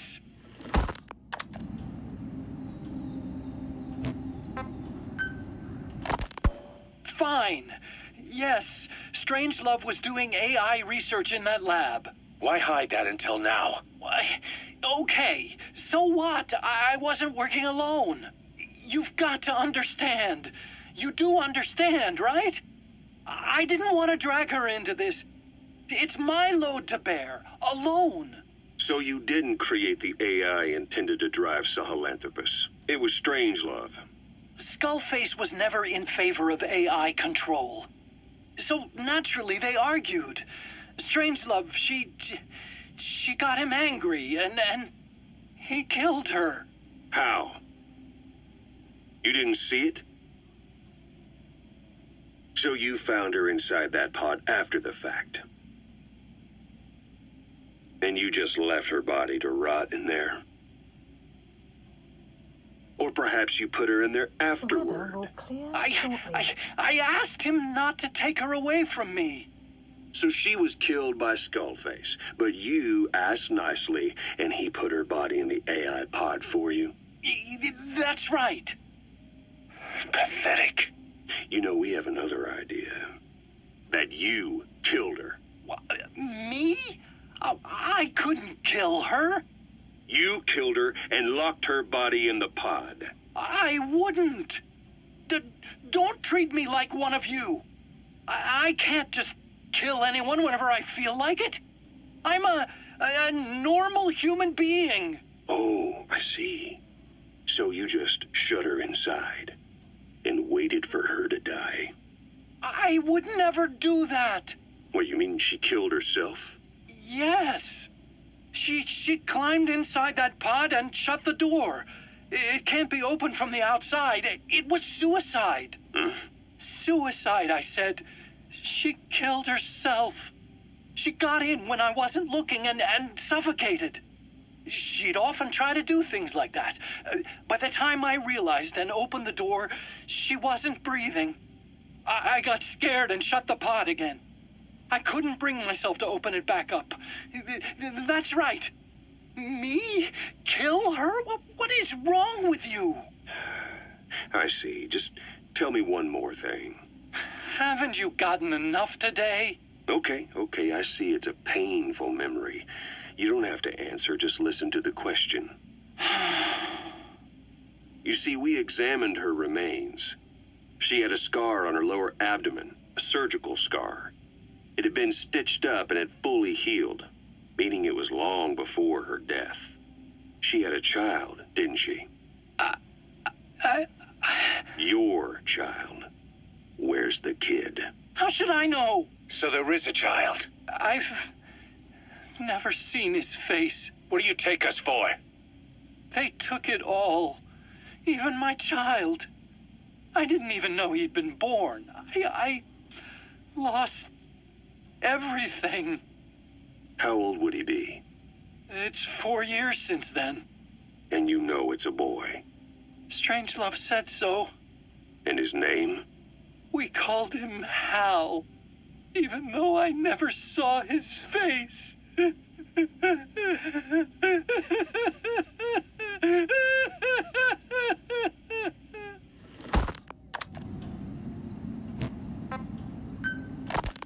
What was your goal in having the children repair Sahelanthropus? I just answered their questions.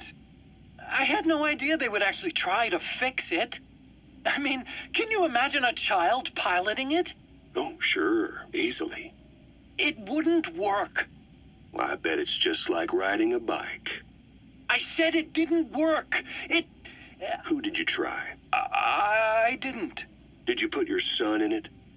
We never did that. His name was, Hal, wasn't it?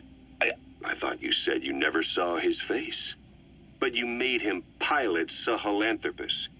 You used him in your experiments. He wanted to get in. It was such a short time we had. So he was with you. We were happy. You're still happy now. Changing your lies to suit the listener and getting by slipping through the cracks. Building layer upon layer of convenient stories until nothing means anything to you anymore. You're happy all the time because you don't even notice you're doing it. Think hard. Who are you really? You're not a victim, and you're not the silent majority. You're a perpetrator and a petty hypocrite. The real world doesn't make you suffer.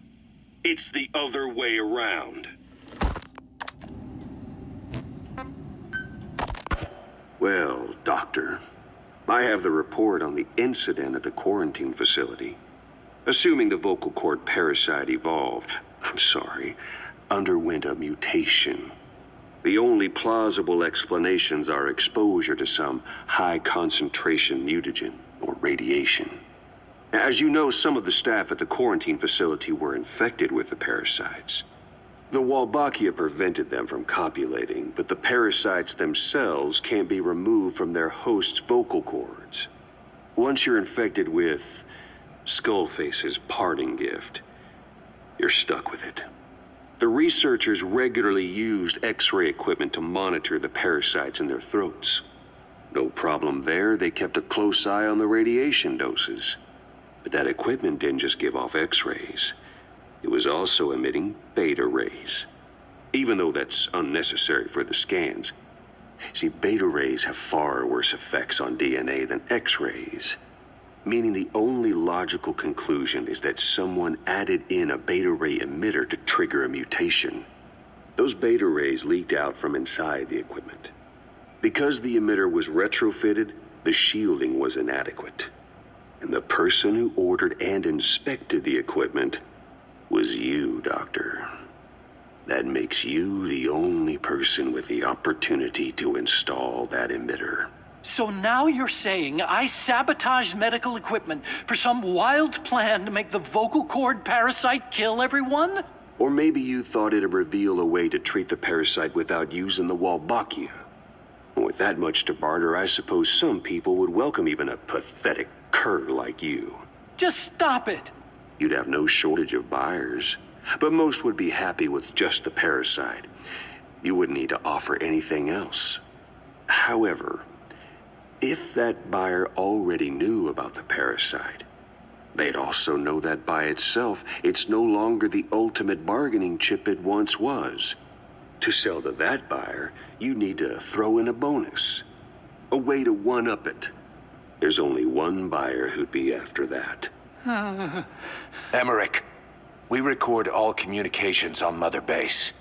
That includes radio transmissions to and from homemade devices. You've been in frequent contact with people in America. A private biotech company. A client of which is DARPA. And they are connected to Cypher. You made a deal with Cypher.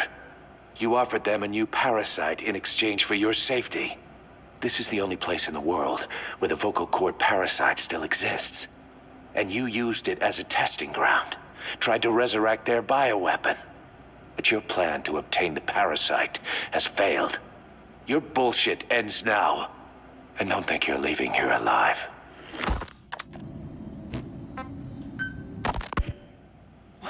Wait, what are you talking about? Just what do you plan to do? Present the charges against you. And render an appropriate punishment. You're gonna put me on trial? Call it what you like. What's the meaning of this? Out of here, all of you. Back to your posts. No, hang on. Huey has killed their comrades and interfered with their lives. They've had all they can take. Kill that son of a bitch! Kill her! Kill her! Stop! This is insane! You have no evidence whatsoever. You say you're an army free from government. You talk big about being a nation unto yourselves. But from the outside, you're just thugs, rebels, a militia, you terrorists, an unhinged threat to society. You're nothing but a bunch of psychopaths. So you're not with us? No, I didn't... I thought we were on the same side. That's too bad. I didn't mean... Men, you will have justice. But our organization, the boss's organization, is built on order and reason. There will be no lynch mob. So stand down for today. We will gather all the evidence of this man's crimes. And then he will be tried. Dismissed. What do you think you're doing? Go ahead and execute me. It'll be murder in the eyes of the world. You've lost your minds. Don't you get it? You're seeing phantoms. Just look at that dog. No. You named him D-Dog, but it's obvious anyone could see that's a wolf because you're all a bunch of wild dogs. You wanted to believe he was too, to feel some connection, to fight your loneliness. You wanted something to cling to prove you deserve to be alive. You wanted to forget the death, your sins, so you'd cling on to dogs, or wolves, or even Big Boss. The boss is the same, isn't he? Every one of you is alone. That's why you suspect your own. I know. Because I'd do the same. I'm one of you too. Alone.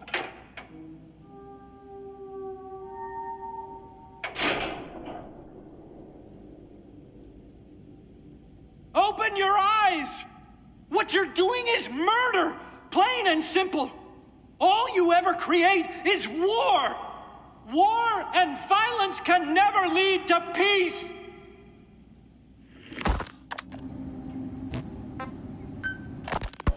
The R&D team's going to take over Emmerich's work. He may be gone, but it won't affect us one bit. We'll be able to deliver whatever you need just like before. You can depend on that. One other thing.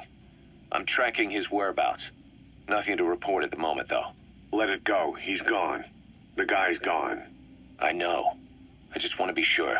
Not like I'm losing sleep over this son of a bitch. Open this thing! Huey! Damn it, Huey! Open it now! Please! Let me out! Kill me. Kill me!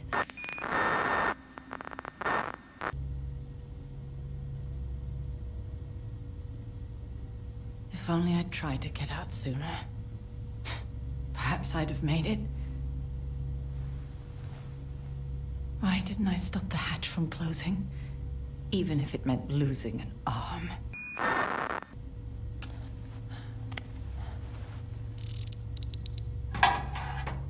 Caution, rain approaching.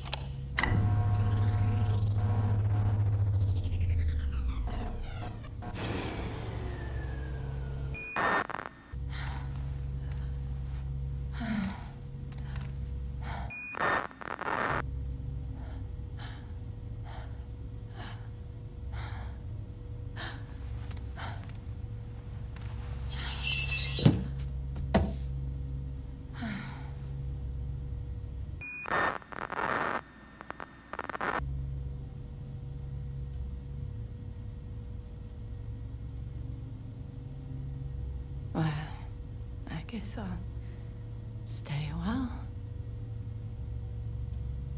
My voice, it's so distant.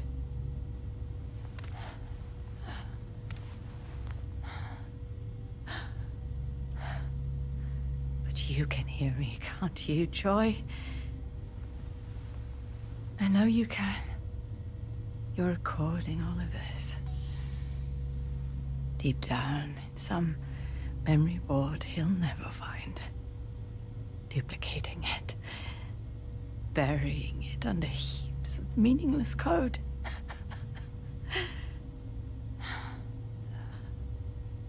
Anyway, I guess I can say what needs to be said.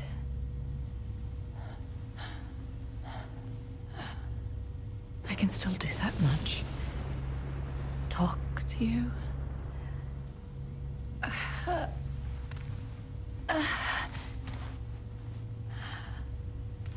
Even if I can't face you. Even if there's a heaven. Even if you're waiting there. I don't deserve to see you again. I don't deserve to love you.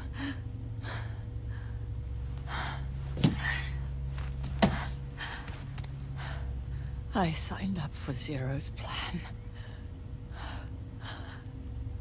Even now that he's halfway to dead, his plan lives on, leeching away at the world. And it took your strength to make it happen.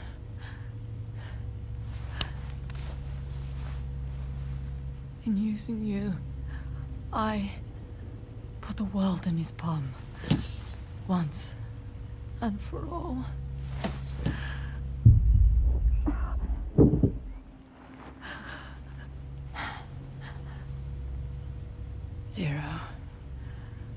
Zero, or whoever it is who's taken his name. They found me after the Caribbean. They made me simulate his will. so that even after the body was gone, that will would keep the world turning the way they wanted.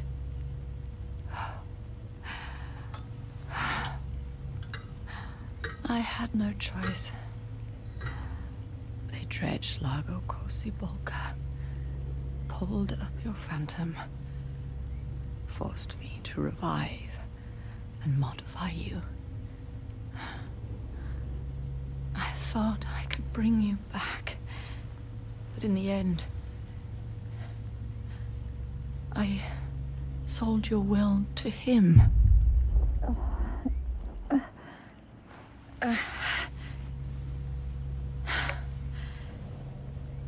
Now this part is just one big shell. A husk. Your phantom's no longer here. As for me, everything I touch turns to ashes. I could never make anyone happy.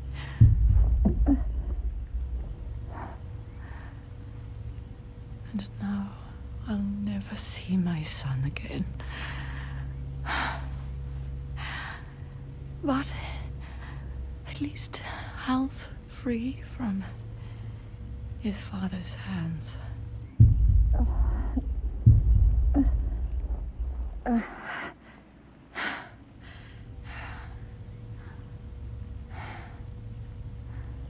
Me, with child. Can you imagine? I wonder how you took the news. Were you jealous? I knew what I was doing. If I could pass your will onto a child I carried,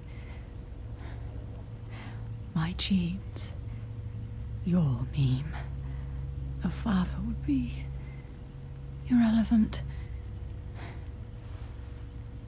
If I did that, that child would be ours.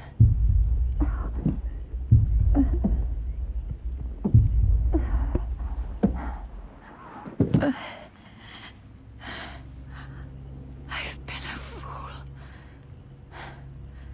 Pride, conceit, baseless theories. Of course, I couldn't see through the dream. The false you I created. I only wanted to pass your will on to the next generation. But Zero took it away. And now I haven't just lost you. I've lost my...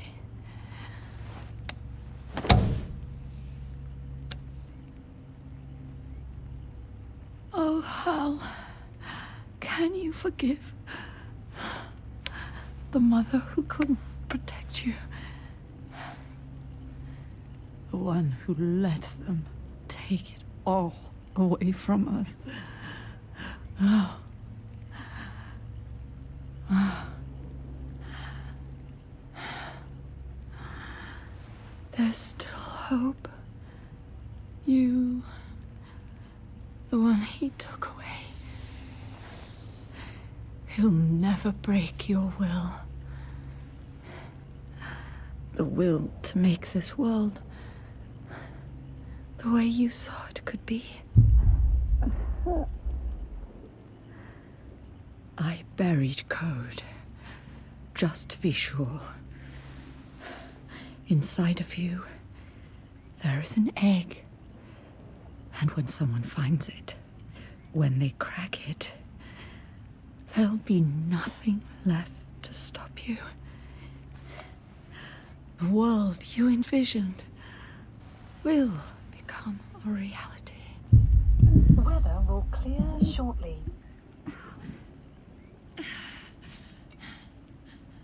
Joy, I know you can hear me. You do remember my voice, Don't you? Please take care of our son.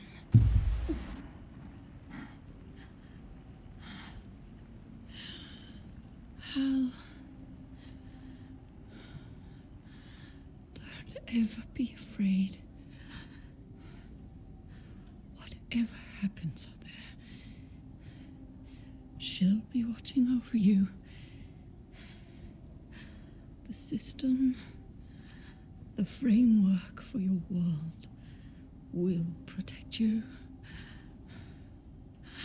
You don't need me. You just need to be strong enough for the both of us.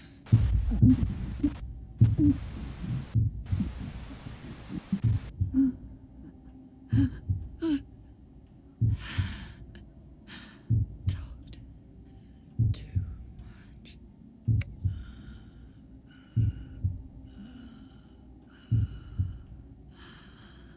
I'm glad it's you.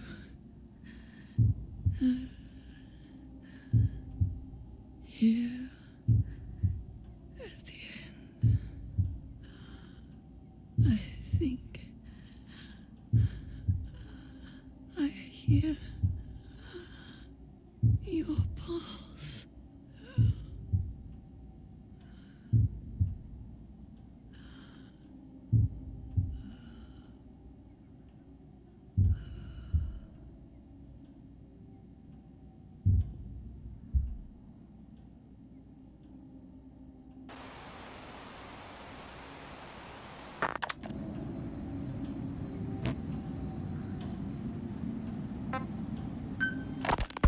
Boss, I have the report on that cargo we stole from Cypher's truck. The PF was transporting two things. The analysis of that malachite has come back first. Naturally, the main compound is copper. There's also a small amount of cobalt. Nothing unusual so far. Southern Zaire is a well-known copper belt. However, in addition to these, we also detected a trace amount of uranium. The content percentage, though, is too low for nuclear development. It most likely came from Shinkolobwe mine. That's where the uranium in that area comes from. The mine's closed, as all the high-purity uranium ore dried up a long time ago, but you could probably still find it there in small quantities. That said, there are plenty of other uranium mines that are in operation, like in Niger, Namibia, South Africa. Why go to an abandoned mine to scrape up whatever's left and ship it out in mass quantities without refining it? They were transporting that yellow cake, too, which would suggest they have the technology to refine uranium. Anyway, that about sums it up. Unfortunately, the analysis of that yellow cake is taking a little longer. I'll let you know when it's done.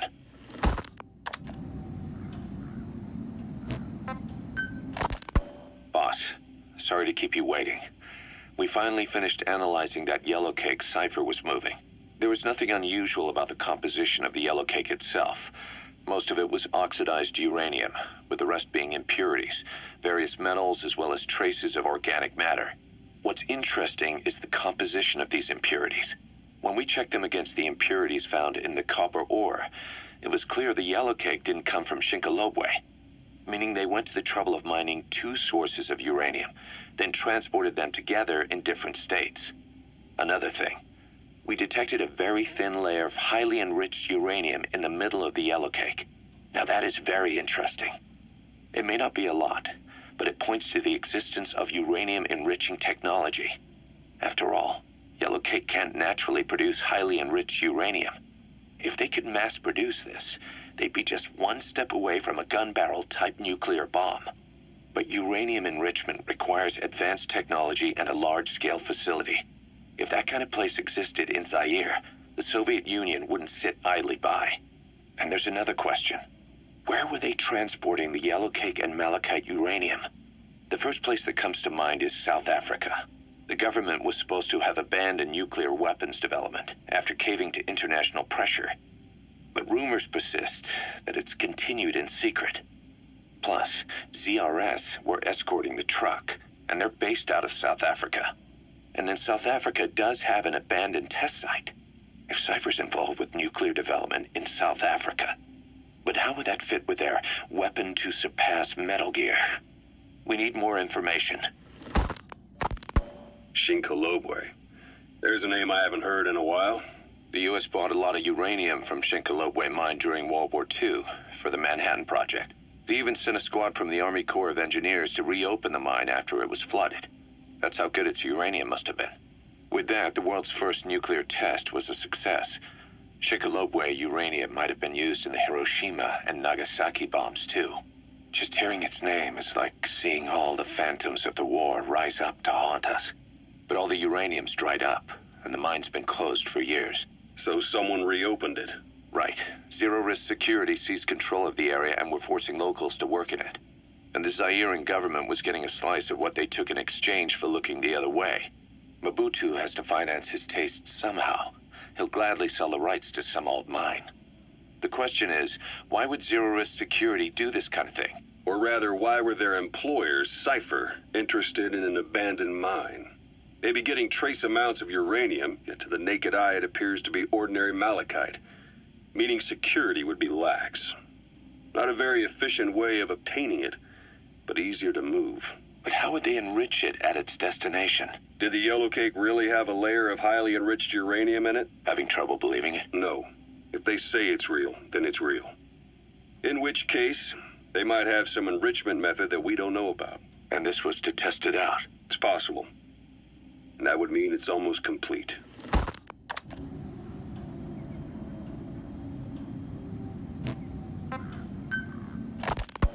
Ever since the attack on your unit 9 years ago, the name Big Boss has become known the world over. What do you mean? Those of your men who survived traveled far and wide. They fought throughout the world. In fact, they're part of the reason we have all these PFs now. Every one of them suffered their own phantom pain from losing you. Talking about you wherever they went helped to heal their wounds. Your actions and words, your legend, has been told on every battlefield they've set foot on. Obviously, as the tales have spread, the truth's been distorted, painted over. Big Boss sacrificed himself to show us the threat that Cypher poses. He sounded a warning, so it goes. A warning? Too much power destroys the hands that hold it. Apparently, you chose to be a living example of that. I never said any of that. The moment any truth is passed on, it starts turning into fiction. The problem is, fiction inspires people more than facts. To the world, you're now the legendary mercenary Big Boss. The lessons you've taught the PFs are the reason they're so widespread. They're the reason they've survived. And you know what they all aspire to? To one day go nuclear, just like you did, and stand up to Cypher. Of all the stupid things you could do. They'll never understand what you really wanted. Heroes are misunderstood. It takes a man of the same caliber to understand what drives them. Bottom line is, these guys want to be like their hero, Big Boss. And deep down, they all have their eyes on nuclear weapons. They say that a nuke is the only means of standing against Cypher. But these days, it's becoming little more than a slogan to rally the troops and survive in a cutthroat business. Currently, there are 3 major PFs who've expanded into Central Africa. CFA, Rogue Coyote, and Zero Risk Security. HEC's investigations have shown there's almost no overlap between their areas of operation. It's not so much a turf war, more like they have a gentleman's agreement. If you do cross paths with them, you probably won't have to face more than one at a time. Still, don't expect a walk in the park. The CFA, Contract Forces of Africa. These guys are a major player. Their head office is in Pretoria, South Africa.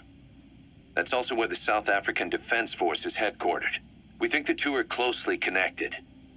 An HEC investigation revealed that most of the CFA's operators are former SADF soldiers. South Africa has been locked in struggles with neighboring regimes for years. That means constant action, and we know better than anyone that's the best kind of training. A company drawing its recruits from hardened military vets. You can bet they know how to handle themselves. Do not underestimate them. Within the CFA is a company of soldiers made up mainly of locally hired operators. They speak Afrikaans to communicate with personnel from the CFA, but if you notice any speaking the local language, that's them. Though hired from the local population, They were originally part of a paramilitary group, so they'll have plenty of combat experience. And unlike their days shooting junkyard rifles out of beat-up pickup trucks, the CFA now supplies them with the latest gear from the West. On top of that, they've been combat trained by the South African Army. All that adds up to a much stronger fighting force. So don't brush them off. Look at the Angola-Zaire border region. The east bank of the Munene River in particular. It's a microcosm of a problem that stretches all across Africa. There's a civil war going on in Angola, fought between the government MPLA and the Western-backed UNITA. Zaire is still a dictatorship under President Mobutu, but numerous uprisings have broken out in its remote regions. With all the trouble elsewhere keeping their hands full, neither government has control over their side of the border. They depend on militias and PFs, as do the rebels. Government forces, guerrillas, militants, groups of all shapes and sizes hawk whatever resources they can to hire PFs. Conflict brings PFs. PFs expand the war zone, and more conflicts erupt in a continuous chain reaction. Sounds like our kind of work. Mother Base could grow by leaps and bounds.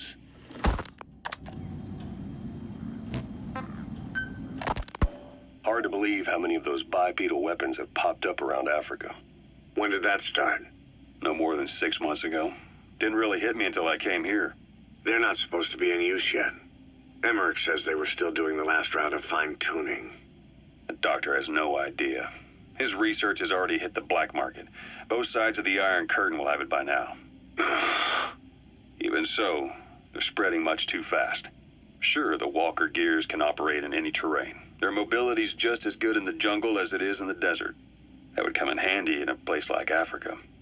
They are modules that can one day be used as nuclear weapon systems. And with that in mind, the numbers are way too large. There must be another reason they're so widespread. Like what? It's all about needs. To small-time outfits like most of these private forces, this product is a dream come true. Hell, it goes beyond PFs. This is the ultimate weapon, the forbidden fruit, for anyone with an enemy to fight and people to defend. A nuclear deterrent. Exactly. Sounds familiar, huh? PFs are all operating off your playbook. You created these times. But could this be the new weapon in Africa that Emmerich talked about? If it is, why is Cypher letting everyone and his brother get their hands on one?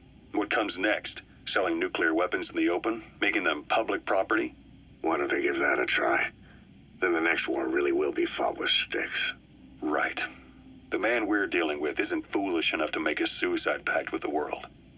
So, what is Cypher really up to?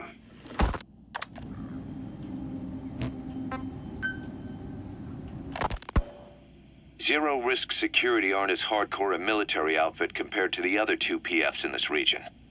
The company sends operators to conflict regions around the world, not just Africa. They have decades of combined experience. They're also based out of South Africa. Their headquarters is in Johannesburg. A lot of their work involves corporate security for South African companies, but a good number of their operators are retired South African military. So don't mistake them for a bunch of security guards.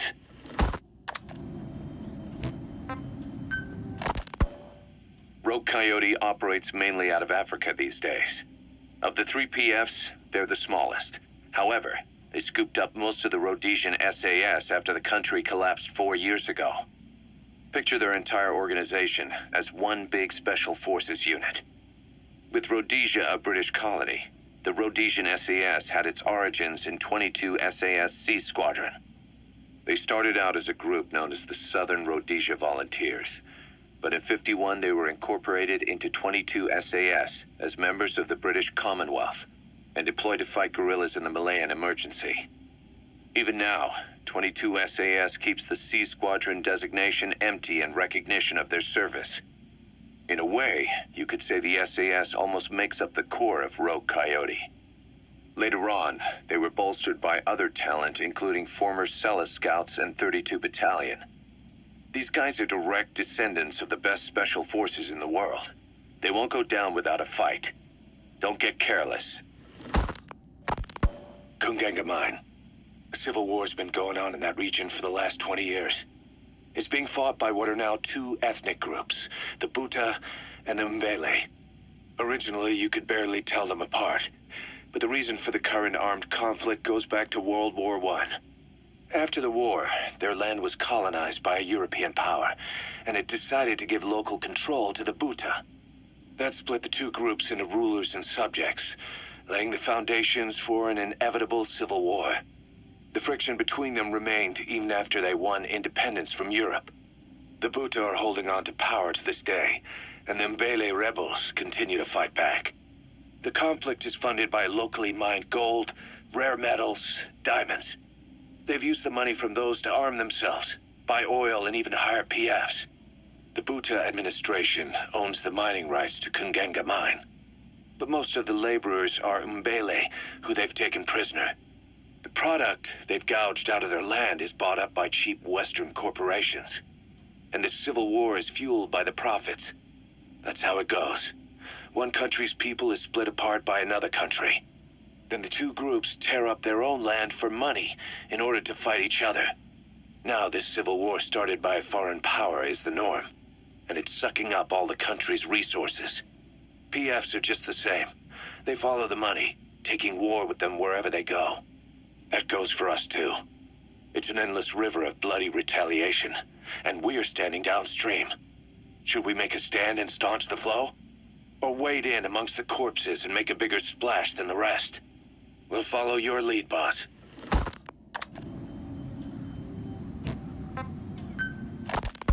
Boss, about those invalids you saw in that devil's house. Poor bastards.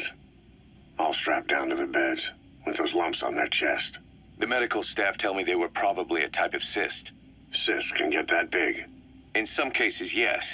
But supposing they're a kind of atheroma forming on the surface of the skin, the size is just too big, and the appearance is all wrong. In the end, the medical team were at a loss. Those lumps were like nothing they'd ever seen. The fluid you said you got on your prosthesis when you touched one was burned off in the fighting, and the factory burned down too. None of the tests we did once you were back at the base revealed a pathogen that could have caused them. Meaning we don't have a single sample to work with. Everything went up in flames. What worries the medical team most is whether it's contagious. Whether there's a chance we could end up like that. And? Mother Base's sanitation control has always been strict. After all, war is great at transporting diseases. For the time being, at least, there's no sign of contagion or any symptoms that could be related. One more thing. About the surgery that had been performed on the people in the Devil's House. Yeah? You said that their throats were cut open, with an acoustic tube pushed inside? Right. The tubes were hooked up to tape recorders, playing some kind of audio. Well, we picked up some of that audio through your radio transmissions and recorded it here. The intel team has been working on analyzing the communications log. What have they found? There's nothing tying the contents together. We've got a report on 3 deaths in a car accident on the autoroute near Marseille, protests outside the Libyan embassy in London, a press conference with the former Prime Minister of Sweden, a 4-month-old weather forecast for Balikpapan, and then commercials for appliances, cough syrup, and TV dinners. Assuming they're not all staged, they come off as recordings of your average public broadcasts. Public broadcasts? Just radio and TV signals? Yes, and from all over the world. We're looking into whether they're genuine or not, just to be sure. What else? A speech that sounds like it was recorded out on the street, and people chatting about how this year's tomato crop did. And there's nothing they have in common? We're partway through the cryptanalysis. That includes checking all audio ranges and running it backward and at different speeds. Then there's vocabulary breakdown for political suggestions, ideological comment points. But I don't think it's going to get us anywhere. Where were the recordings made? There's nothing linking them from that angle either. Just like you reported, we've detected virtually every major language there is. French, German, Italian, Spanish, including South American accents. Then there's Russian, Hindi, Arabic, Portuguese, Mandarin, Cantonese, Japanese. They're nothing if not thorough. Well, I don't know if we've got them all covered. Ignoring the ones that have gone extinct, supposedly over 5,000 languages exist today. Besides, English isn't one of the ones we picked up. Really? English? I know. Only 5% of the world's population is a native English speaker. But when you factor in those who've acquired it as a second language, nearly 1/3 of the people speak it. The world's dominant lingua franca. You gotta figure they had it somewhere among all the languages in that place. No English. Bear in mind, we didn't hear everything that was played in that room. We couldn't isolate the more distant sounds due to static, and the program could have been set to change every day. In a nutshell, for reasons unknown, people in that room with a common medical condition were made to listen to recordings in languages from around the world. It's not clear how the growths on their chests fit into it. It could have been treatment for them, or maybe an experiment of some kind. I'm guessing one person knows. Yeah, Skullface. He was there. The only thing we can say for sure is that he's involved.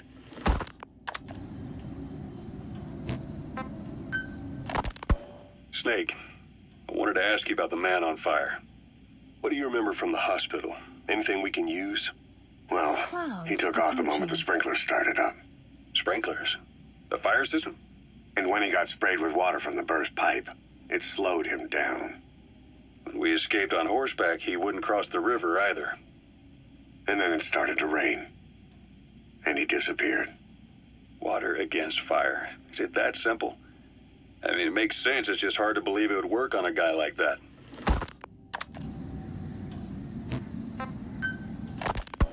You mentioned that the man on fire was crushed under Sahelanthropus in its hangar. Yeah. He was caught under the wheels of its transport platform. But his body wasn't found. What? We searched the area the moment we arrived, but there was no trace of him. I wasn't hallucinating. I know. I trust you on that.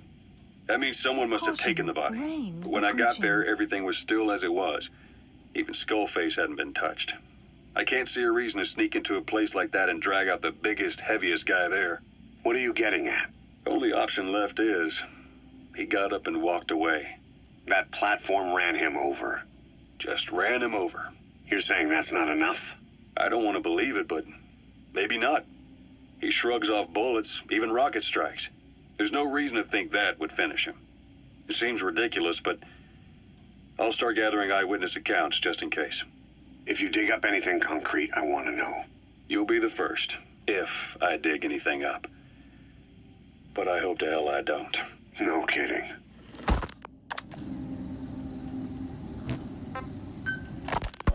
Volgan, the GRU colonel, was burned alive with a Shagohod during Operation Snake Eater 20 years ago. Despite suffering severe burns to his entire body, he still clung to life. After you left Seleniarsk, Volgan's body was taken to a research institute in the outskirts of Moscow, but modern medicine couldn't explain why he was still alive. Not that the colonel was any ordinary man to begin with. That constant electric current he had running through his body that he could unleash at will. To be honest, I was always uncomfortable around him. Thought I might get electrocuted just by standing nearby. The institute studying him was tasked with investigating and developing human paranormal abilities. The comatose Volgan was used to further the Soviet Union's research into such abilities. But not long ago, the facility burned to the ground. And Volgan's body was never found among the rubble, even though the fire started in the room where they were keeping him. This occurred at around the same time you woke up. If Skullface was right, and a thirst for revenge can turn a man into a demon and keep the dead alive, then this man on fire who's been coming after us ever since you woke up, well, that just might be what's left of our old friend Volgan. It's not over yet.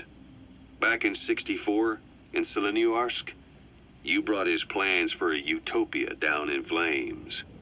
That grudge is what's keeping him alive. The day the research facility holding Volgan burned down, a Soviet jumbo passenger jet happened to crash nearby, far away to the north of that hospital in Cyprus. On board the plane was a young boy who was being studied at the same facility. The plane fell to earth from over 8,000 feet, but the boy's body was the only one not recovered. At almost exactly the same time as the crash, Volgan awoke in that facility. According to the Research Institute's documents, the gifts this boy demonstrated included psychokinesis and telepathy.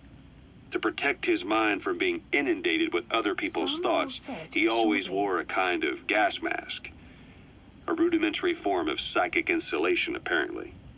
We don't know where this boy is, but if Skullface is connected to him, we may cross paths with him yet. This boy is part of a new age where nothing we understand about the world makes sense anymore. Don't let your guard down.